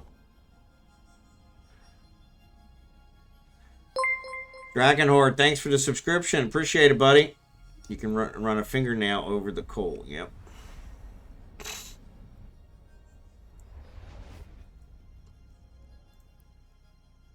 Coat. Yeah. Over the coat of the presidents. Yep. Their collar. Yep.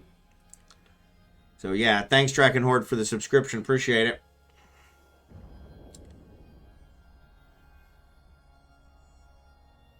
But, yeah, we never had any trouble with any counterfeit bills. And as far as I know, that was the only time I ever heard of anybody trying to scam us. It was you know, it was a little gas station. We didn't have that kind of stuff happen very often, but like I said, once he got away with it once, he figured, okay, mark this place down. Let's see if I can get away with it again. And yeah, it bugged me ever since that happened. I'm like, yeah, not today, buddy. Not today. Not today.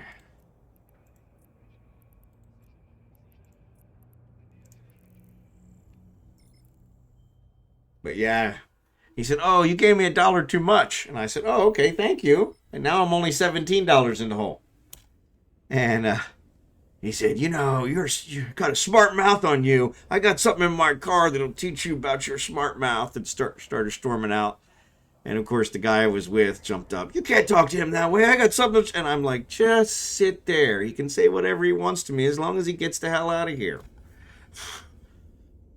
I said, I'm on to him. And so then I explained the whole story to him. And he's like, you should have said something. I'm like, I saw him get out of his car and start walking in. I didn't have a whole lot of time to clue you in. I'd sit there and look pretty. And you can't even do that. Yeah. But yeah, it was kind of funny. Because as soon as he knew I was on to him, he was like all defensive. And it was like, I said, he won't be back. Guaranteed. He said, we should have got his license plate. I'm like, what are they going to do? It's $17. They don't give a damn. Pull out a katana to show him who's boss. Yeah, we had this big baseball bat. Yeah, this huge baseball. It was way oversized. And we had it.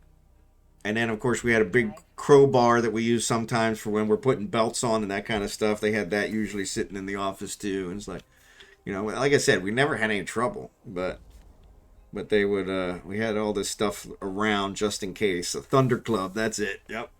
And so, dang double barrel equalizer. Yeah, there you go.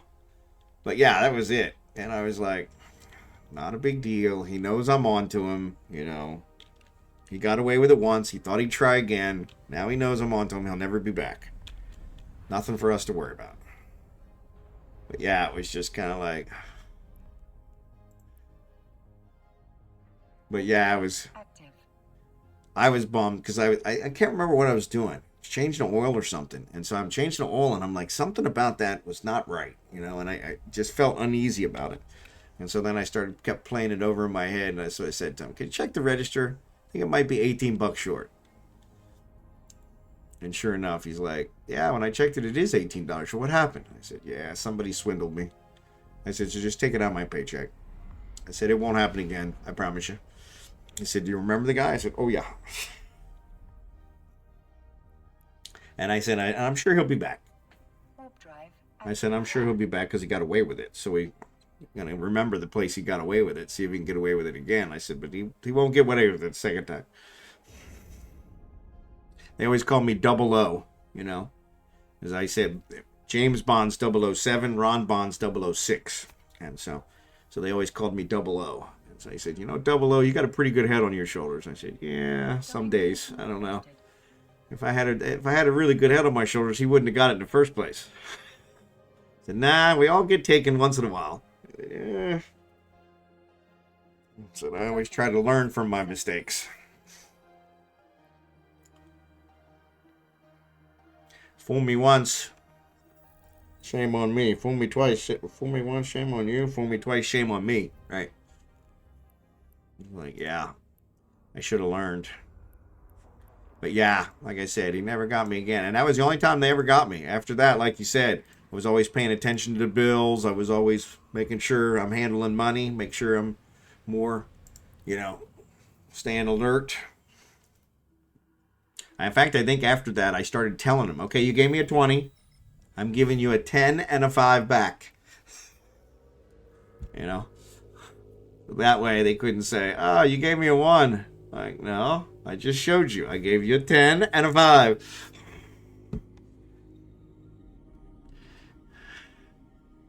Yeah.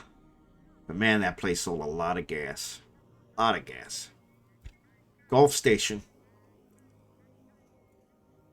My first real job. I had a paper route before that, but that was my first real job where they actually took out tax.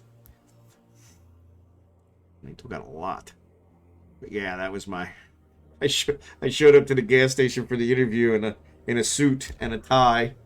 The guy's like, I like the way you think, but don't ever wear that in here again.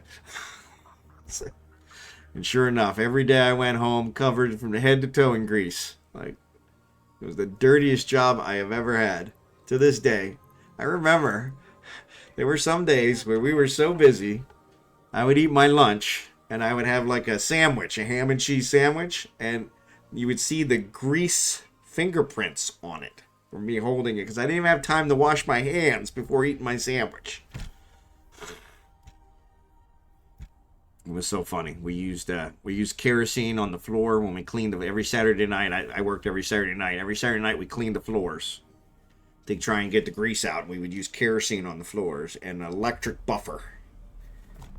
And amazing that never caught on fire, never killed all of us.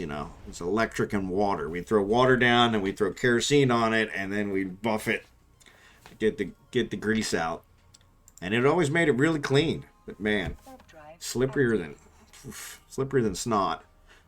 And yeah, the good old days when we were oblivious to how electricity works. They said, yeah, thinking back, I have that one of my fondest memories is sitting out in the backyard with my grandfather. So all summer, every summer I would spend with my grandfather, my grandparents. And my grandfather was an electrician by trade. And we would sit, so the house that I grew up in was the same house that my father grew up in. So he grew up there as a boy, and then he bought it from his parents when I was about 10, I think. But I remember it was prior to that. I was there with them prior to us living there regularly. And they had trains that would go behind the property, where the trains would go, literally from here to the street.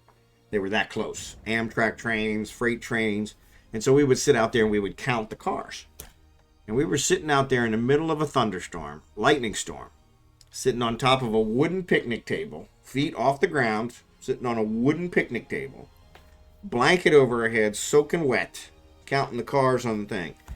And I'm thinking, years and years and years later, after my grandfather had passed, I'm thinking, he was an electrician by trade. He had to know how dangerous that was. I mean, we're not grounded. There's lightning streaking across the sky. I mean, it's a wonder we didn't get struck by lightning. It always made me wonder. Him and my grandmother always fought like cats and dogs. It always made me wonder that, maybe he was upset, because grandma was giving him a hard time, and he thought, you know what, you don't care if something happens to me, but if I take your grandson with me, then you'll care. But yeah, we never got struck by lightning, thank God. But yeah, it was kind of funny. Looking back years and years later, I'm like, that was definitely not safe. You were low. Yeah, and that's probably true. Probably would have hit a tree or something first. But yeah. But yeah, it was still kind of like... And even then, hitting a tree, you probably still would have got some static electricity that would have came off of it, some residual that would have traveled across the ground. But yeah. It was kind of funny because we'd sit out there in the pouring down rain, lightning streaking across the sky. It's one of my fondest memories.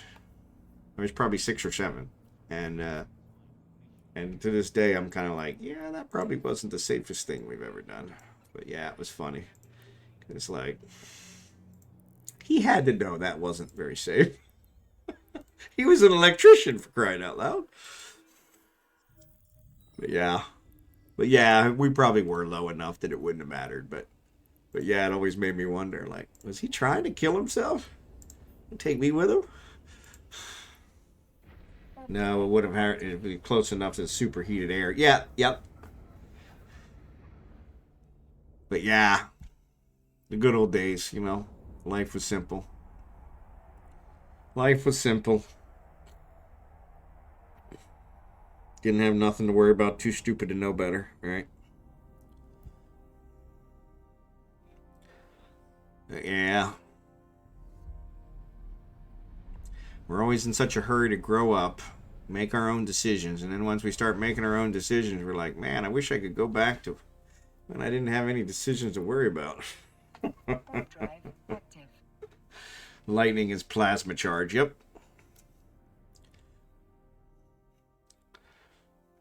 But yeah, we never had a lightning strike. But yeah, it was kind of funny. Kind of funny. Here's caviar.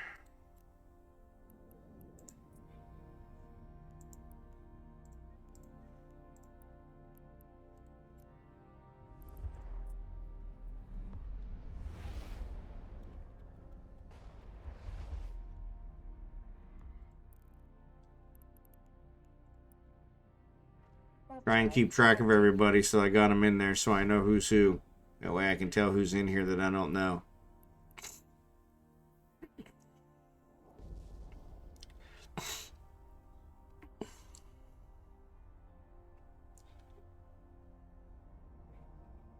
Yours is easy because you're named the same.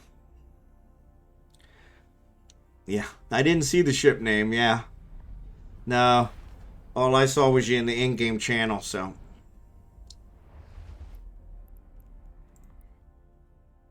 Warp drive active.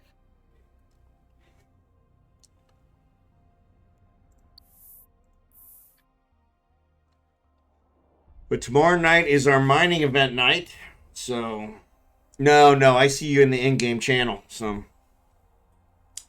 But yeah, tomorrow night is our mining event night, so you guys are all welcome, as always. So. Docking permission requested. Docking request accepted. We'll be in a matins like always. See if we can clear all the systems belts once, which would be nice.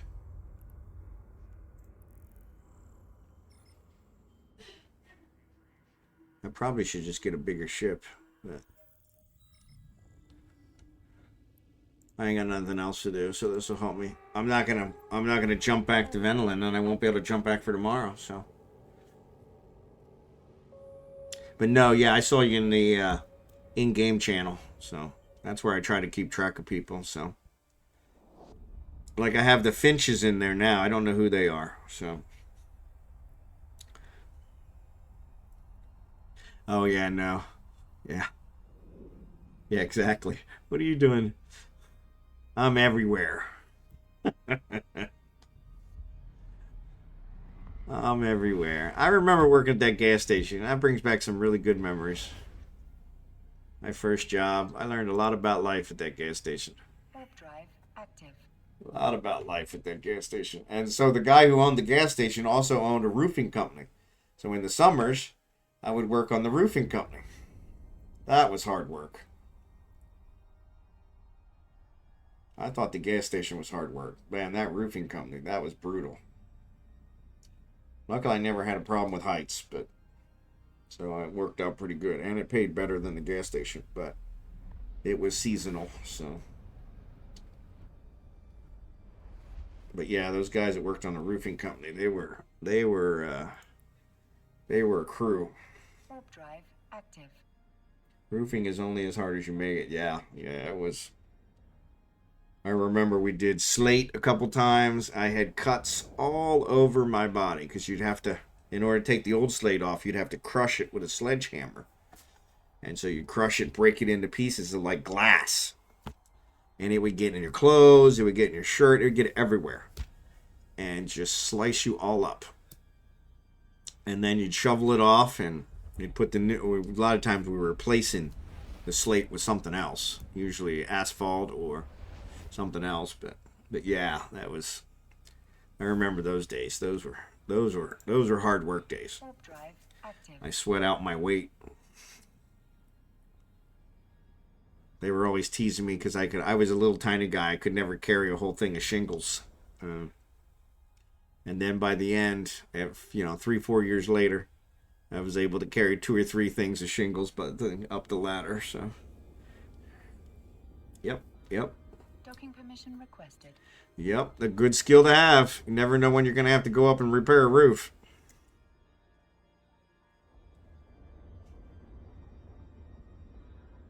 Docking request. Came in handy for me on multiple places that I lived. So I was able to patch holes with tar and shingles and paper and all kinds of things. So yeah, all the things I learned there were all good skills. Plus it was good work ethic. I learned a good work ethic from those guys. So.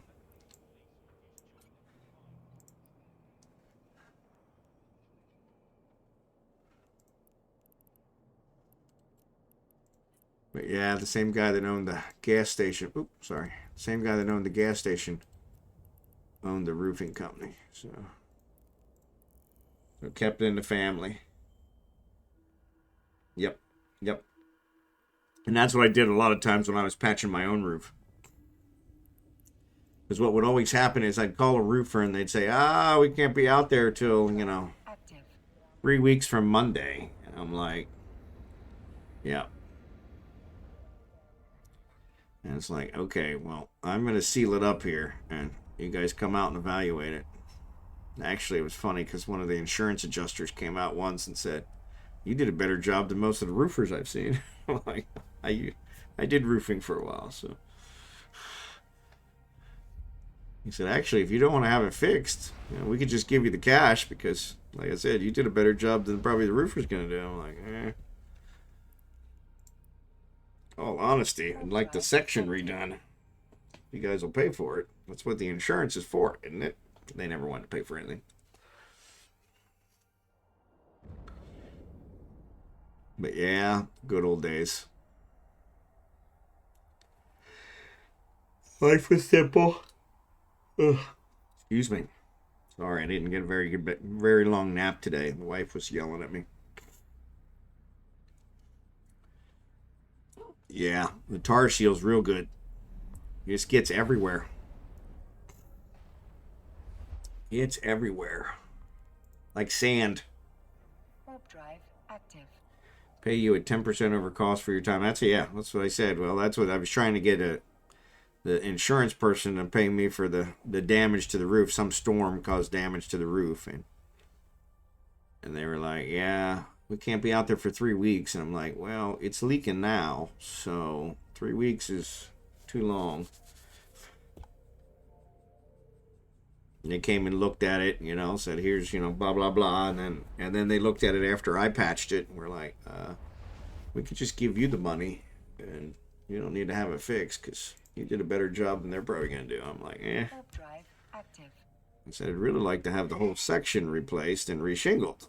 But, yeah, we're not paying for that. So that would be the right way to do it.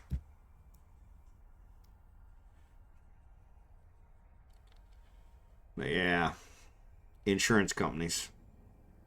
Legalize gambling. How much money can we collect from you without paying anything in return? Request accepted.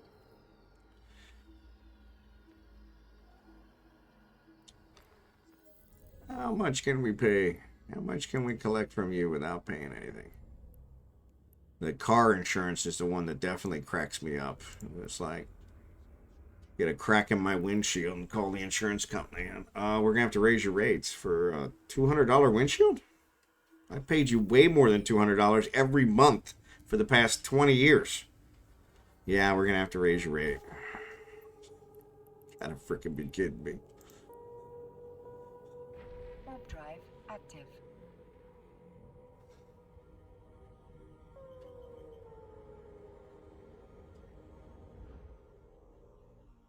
That's going to be a big difference in the Philippines. They don't have insurance, so I shouldn't say that. I think they do have some forms of medical insurance. Very limited, more of a discount program. But they don't, I don't believe, they don't have car insurance. They don't have any of that stuff. So yeah, so that'll be interesting. See how that goes.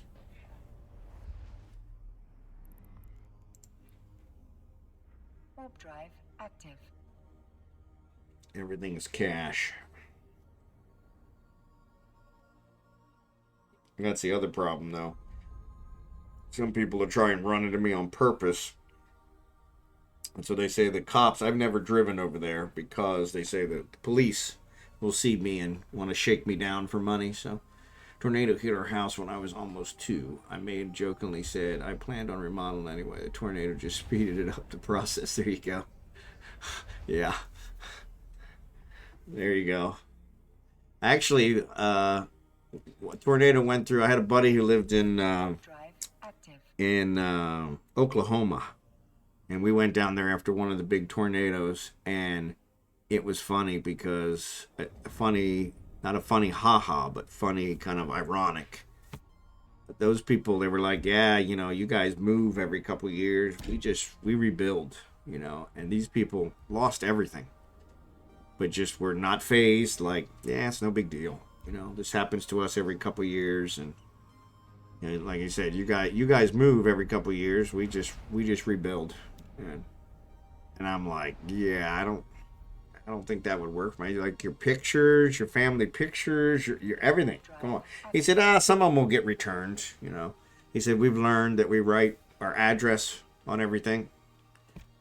And so if they find it, you know, it'll land in somebody's yard 50 miles away, and they'll send it back to us because it's got the address on it. And so it's like, he said, we always get pictures back for a couple months after. And I'm like, that's just crazy.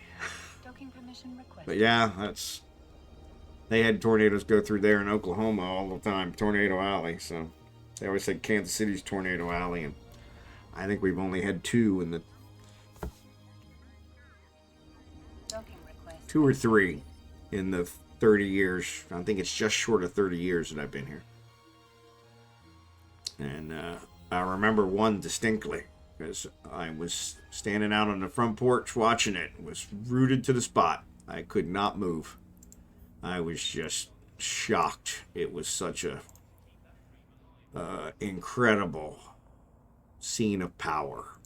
I was like, my first wife. It was when I was with my first wife, and she's yelling at me, "Get down here!" She had the kids in the basement.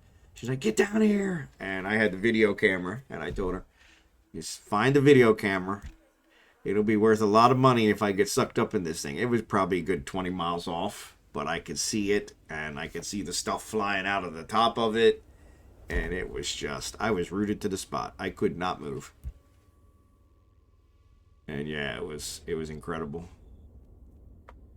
But thank God it was 20 miles away, so. And I saw it dissipate and break up, and yeah, and all the stuff come falling down. And so yeah, it was, like I said, it was pretty incredible. Just the sheer power. But like I said, I think it was after that I went down to Oklahoma with a guy I worked with. He came up to Kansas City for work, and then we went home once, and right after one went through there, and I was just like, you wanted to be a storm chaser and didn't know it? Yeah, I don't think so, because they're a lot closer than I was. But yeah, it was, like I said, the first time it was just the sheer power of it was just devastating. But yeah, we went down to Oklahoma. He's like, yeah, this happens down here all the time. And I was like, how do you live this way? We do. Everybody's got their natural disasters they deal with, you know. California's got their earthquakes, you know, and the East Coast has their hurricanes and blizzards, and, you know, everybody deals with what they deal with, you know. Just a matter of deciding what you can deal with and what you can't. But it was funny. My parents, when they were alive, never came to Kansas City to see us because they were afraid of tornadoes. And like I said, in the 30 years I've been here, there might have been 3. I know one specifically that I saw, And like I said, I think there was another one. They may have ruled it a microburst, which was a whole different thing at that time. But yeah, and I think there might have been a third one, but nothing as devastating like as Oklahoma. And that's why I told them, I said, well, technically we're in Tornado Alley, but yeah, we don't get it like they do. And so yeah, it was, they would never come out here. I said, nope, we're not coming out. If you want to see us, you're gonna have to come here because we're not coming out there. And I'm like, eh. Yeah. And that's what I told them. I said, because they lived in North Carolina for a while and they had to board up. So I think they were in North Carolina like 5 years. And I think they boarded up their house and drove inland like 6 times in 5 years. And I'm like, yeah, see, at least tornadoes are more courteous. They don't, they don't tease us. They just, bam, done. And it's random, it'll hit this house, leave 3 whole, and hit the next one. And, but yeah, that's what I said. It was the sheer power of the one I saw was just. I was rooted to the spot. I couldn't move. It was just like, holy mackerel. And so yeah, but like you said, it also doesn't give you a whole lot of time to worry about it. So it's like we're here, fire alarms go off, and maybe you can get to the basement. Come on.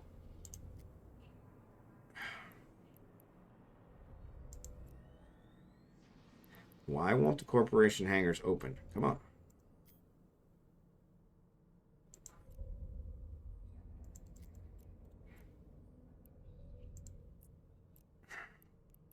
Let's see. Just open.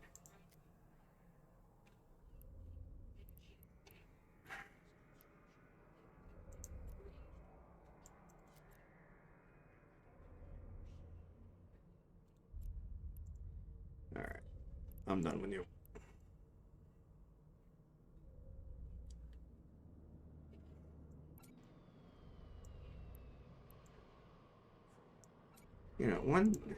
There's just no reason for this. I've done it 15 times now. Well, why all of a sudden it's not working this time?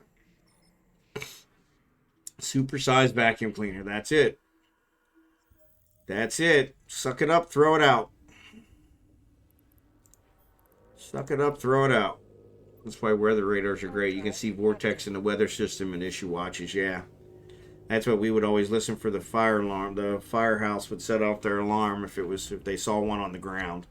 So if we heard the fire alarm close enough that we could hear it, then we knew. Get to the basement, get to the tub, But yeah. But like I said, I think there was only 3 times that we had to do that. But yeah, my parents would never come out. And I was like, okay.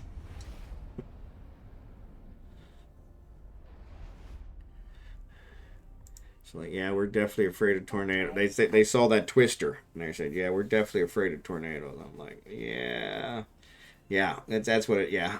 Ours was just the firehouse. The firehouse would do their alarm. And so if you heard it close enough that you could hear it, then you're like, and it was there was a storm, a storm already. We were under a watch.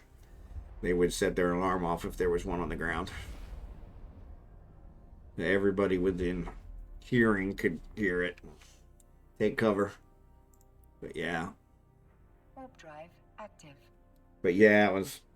Yeah, they said no, we're not coming out there. I'm like, okay, no problem.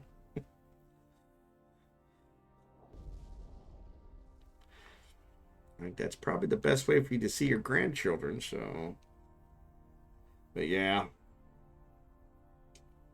my aunt had a NOAA radio in their house. Yep, that's always a good idea too. So, that's always a good idea. Because yeah, we had one of those weather stations not too far from us. And that's what they would always do is they would go by it, but a lot of times you lose the TV. So you may not be warned on that. Yeah, it does scream when you pay attention. Yeah. Yeah, they have a special alert that they put out if there's one on the ground. So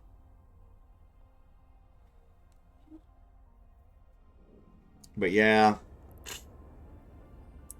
dealt with blizzards in Pennsylvania. You know, Docking permission requested. dealt slightly with tornadoes here. When I lived in Virginia, we dealt with some hurricanes there, the tail end of some hurricanes. But yeah. Docking request accepted. But yeah, nothing they couldn't deal with. But they're kind of right, you know. Every area's got its natural disasters. Just a matter of what you can deal with. Just a matter of what you can deal with.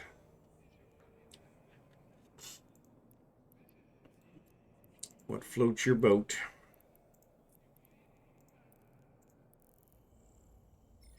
Tornadoes. Yeah, we didn't get. Yeah, I don't think we ever had. I don't think I ever remember a tornado in Pennsylvania. So the worst disasters, people. You're absolutely right, Eligos. Absolutely right.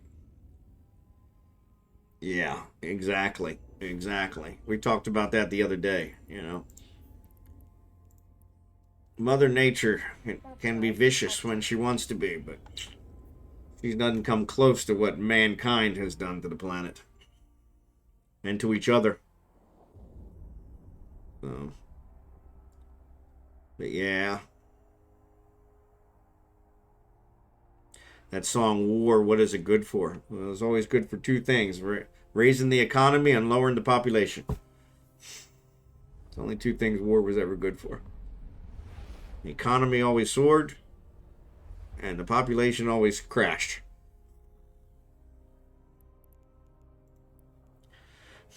Warp drive active. Quick way to get everybody back to work and get rid of a lot of people. A lot of the younger, older teenage generation.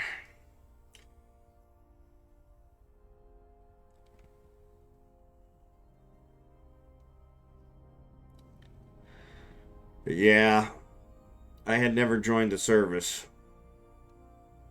That was one I don't want to say I regret not doing, because it really wasn't my calling. But I do have the utmost respect for anyone who has ever served. Warp drive So, active. whether it was wartime or not, that is a great sacrifice. So I have a brother that served. Out of the 8 of us, he was the only one.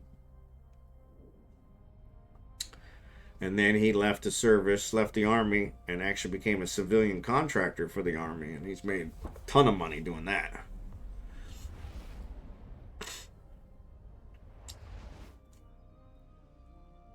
But yeah. Warp drive active. But I remember when he was stationed over in Iraq, I remember my mom sitting in front of the TV watching the news, hoping to catch a glimpse of him, and then at the same time hoping not to catch a glimpse of him. And I was like, yeah, that's rough. Docking permission requested. Docking request accepted.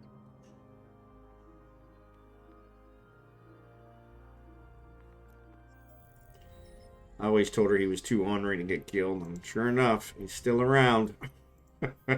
She's gone, but he's still around. He's still around.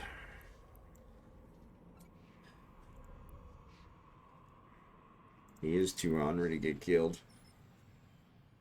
Too ornery to stay married, too. That's a whole different issue.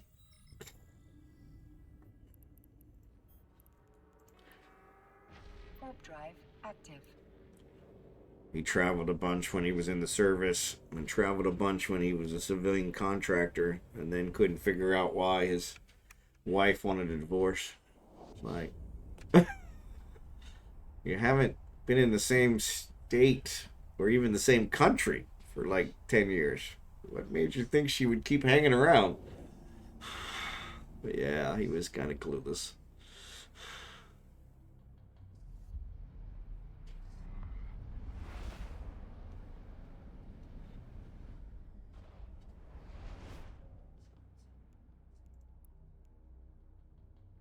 Warp drive active. But yeah, what do you do?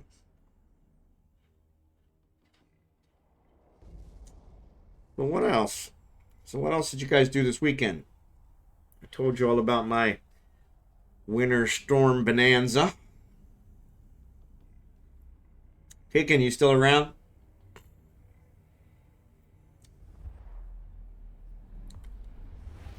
I don't see him logged in.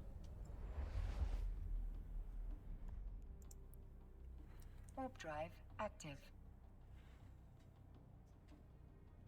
I finished up the Winter Nexus. Like I said, it was kind of anticlimactic.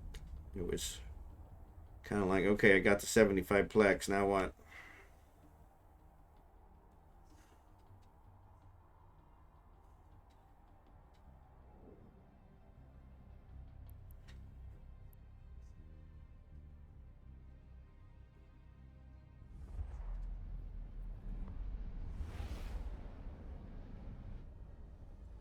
It's like anticlimactic.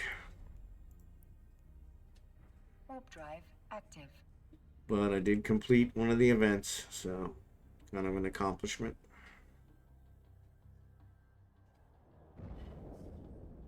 I told you guys about, I had some play-by-mail gaming buddies that contacted me this weekend and said, hey, we used to play eveonline. They saw me, I was on, and they saw me on, and so they saw it through Discord and contacted me through Discord and said, hey, Docking request accepted. we used to play eveonline. Maybe we'll start up again. Can you help us figure out how to play again? I said, yeah, whatever. I told him, I gave him the address to the stream and said, hey, check out this stream. This is my stream.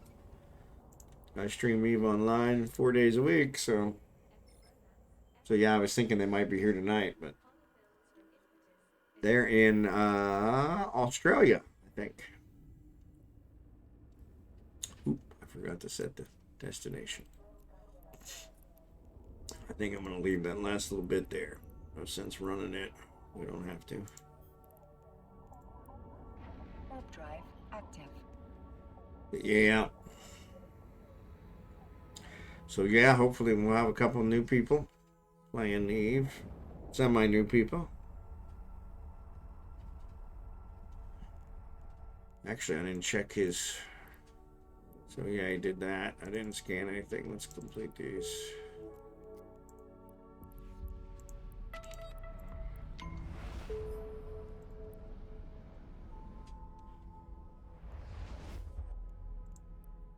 I have to claim those in a station, so we'll wait on those. Warp drive active. Switch over here to Craig, and I gotta get his done too.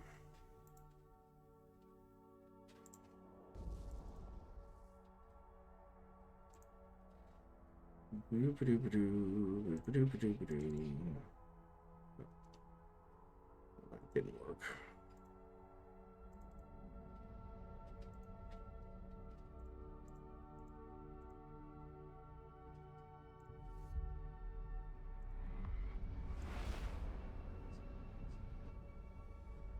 That's weird.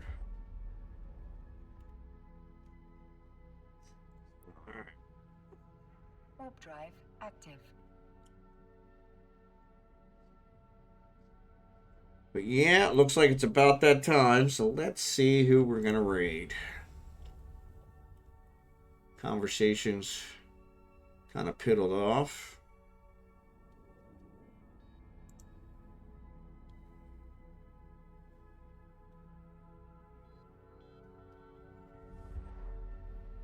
Let's see who's out here. Blitz raided us. Dr. Sasso is watching. So it looks like it's going to be Ghosty. He's the only one I know that's doing eveonline. Let's see who else is doing eveonline. Not a whole lot of people doing eveonline. Swear T's there. Swear T watching the gate, or is he? Looks like, yeah, he's watching Udema gate. So that's not really a good one to raid while he's watching the gate. So yeah, let's do Ghosty. Elite Goon Miner Talks. Unless you guys have somebody else you want to raid. Have you seen Nicole Belafonte? Not Eve. No, I haven't.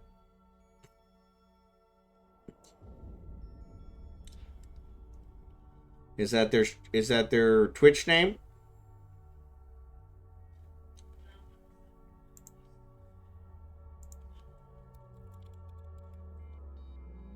Nicole Belafonte. Docking permission requested. Docking request accepted. Oh my goodness.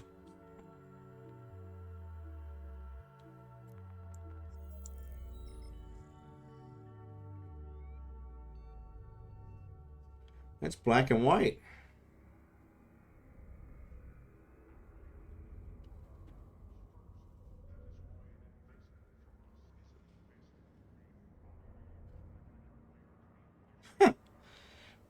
That's pretty cool. I wonder how she does that.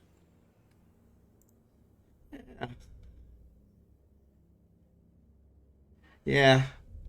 I don't think you're on the list, Blue Gray, sorry. I ran out of VIP ones, but yeah, I've got it. I've got her up in the background. Pretty cool.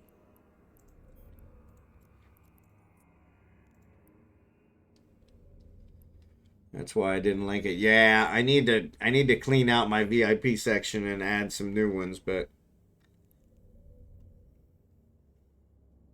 you get censored enough. But yeah, that does look like the 60s. That's pretty cool. Yeah, I always try to keep it on Eve.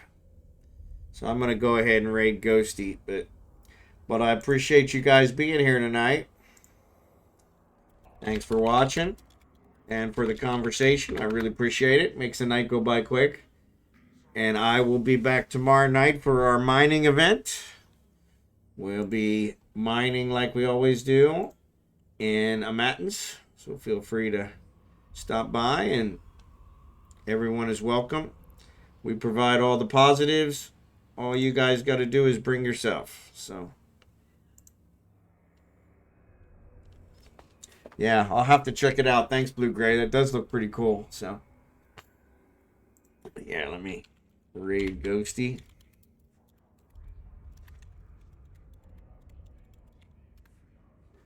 All right. All right, you guys have a great night, and I will see everybody tomorrow for the mining event. So be there. Have fun. Always a good time. So I will see you all then. Thanks again, and have a great night.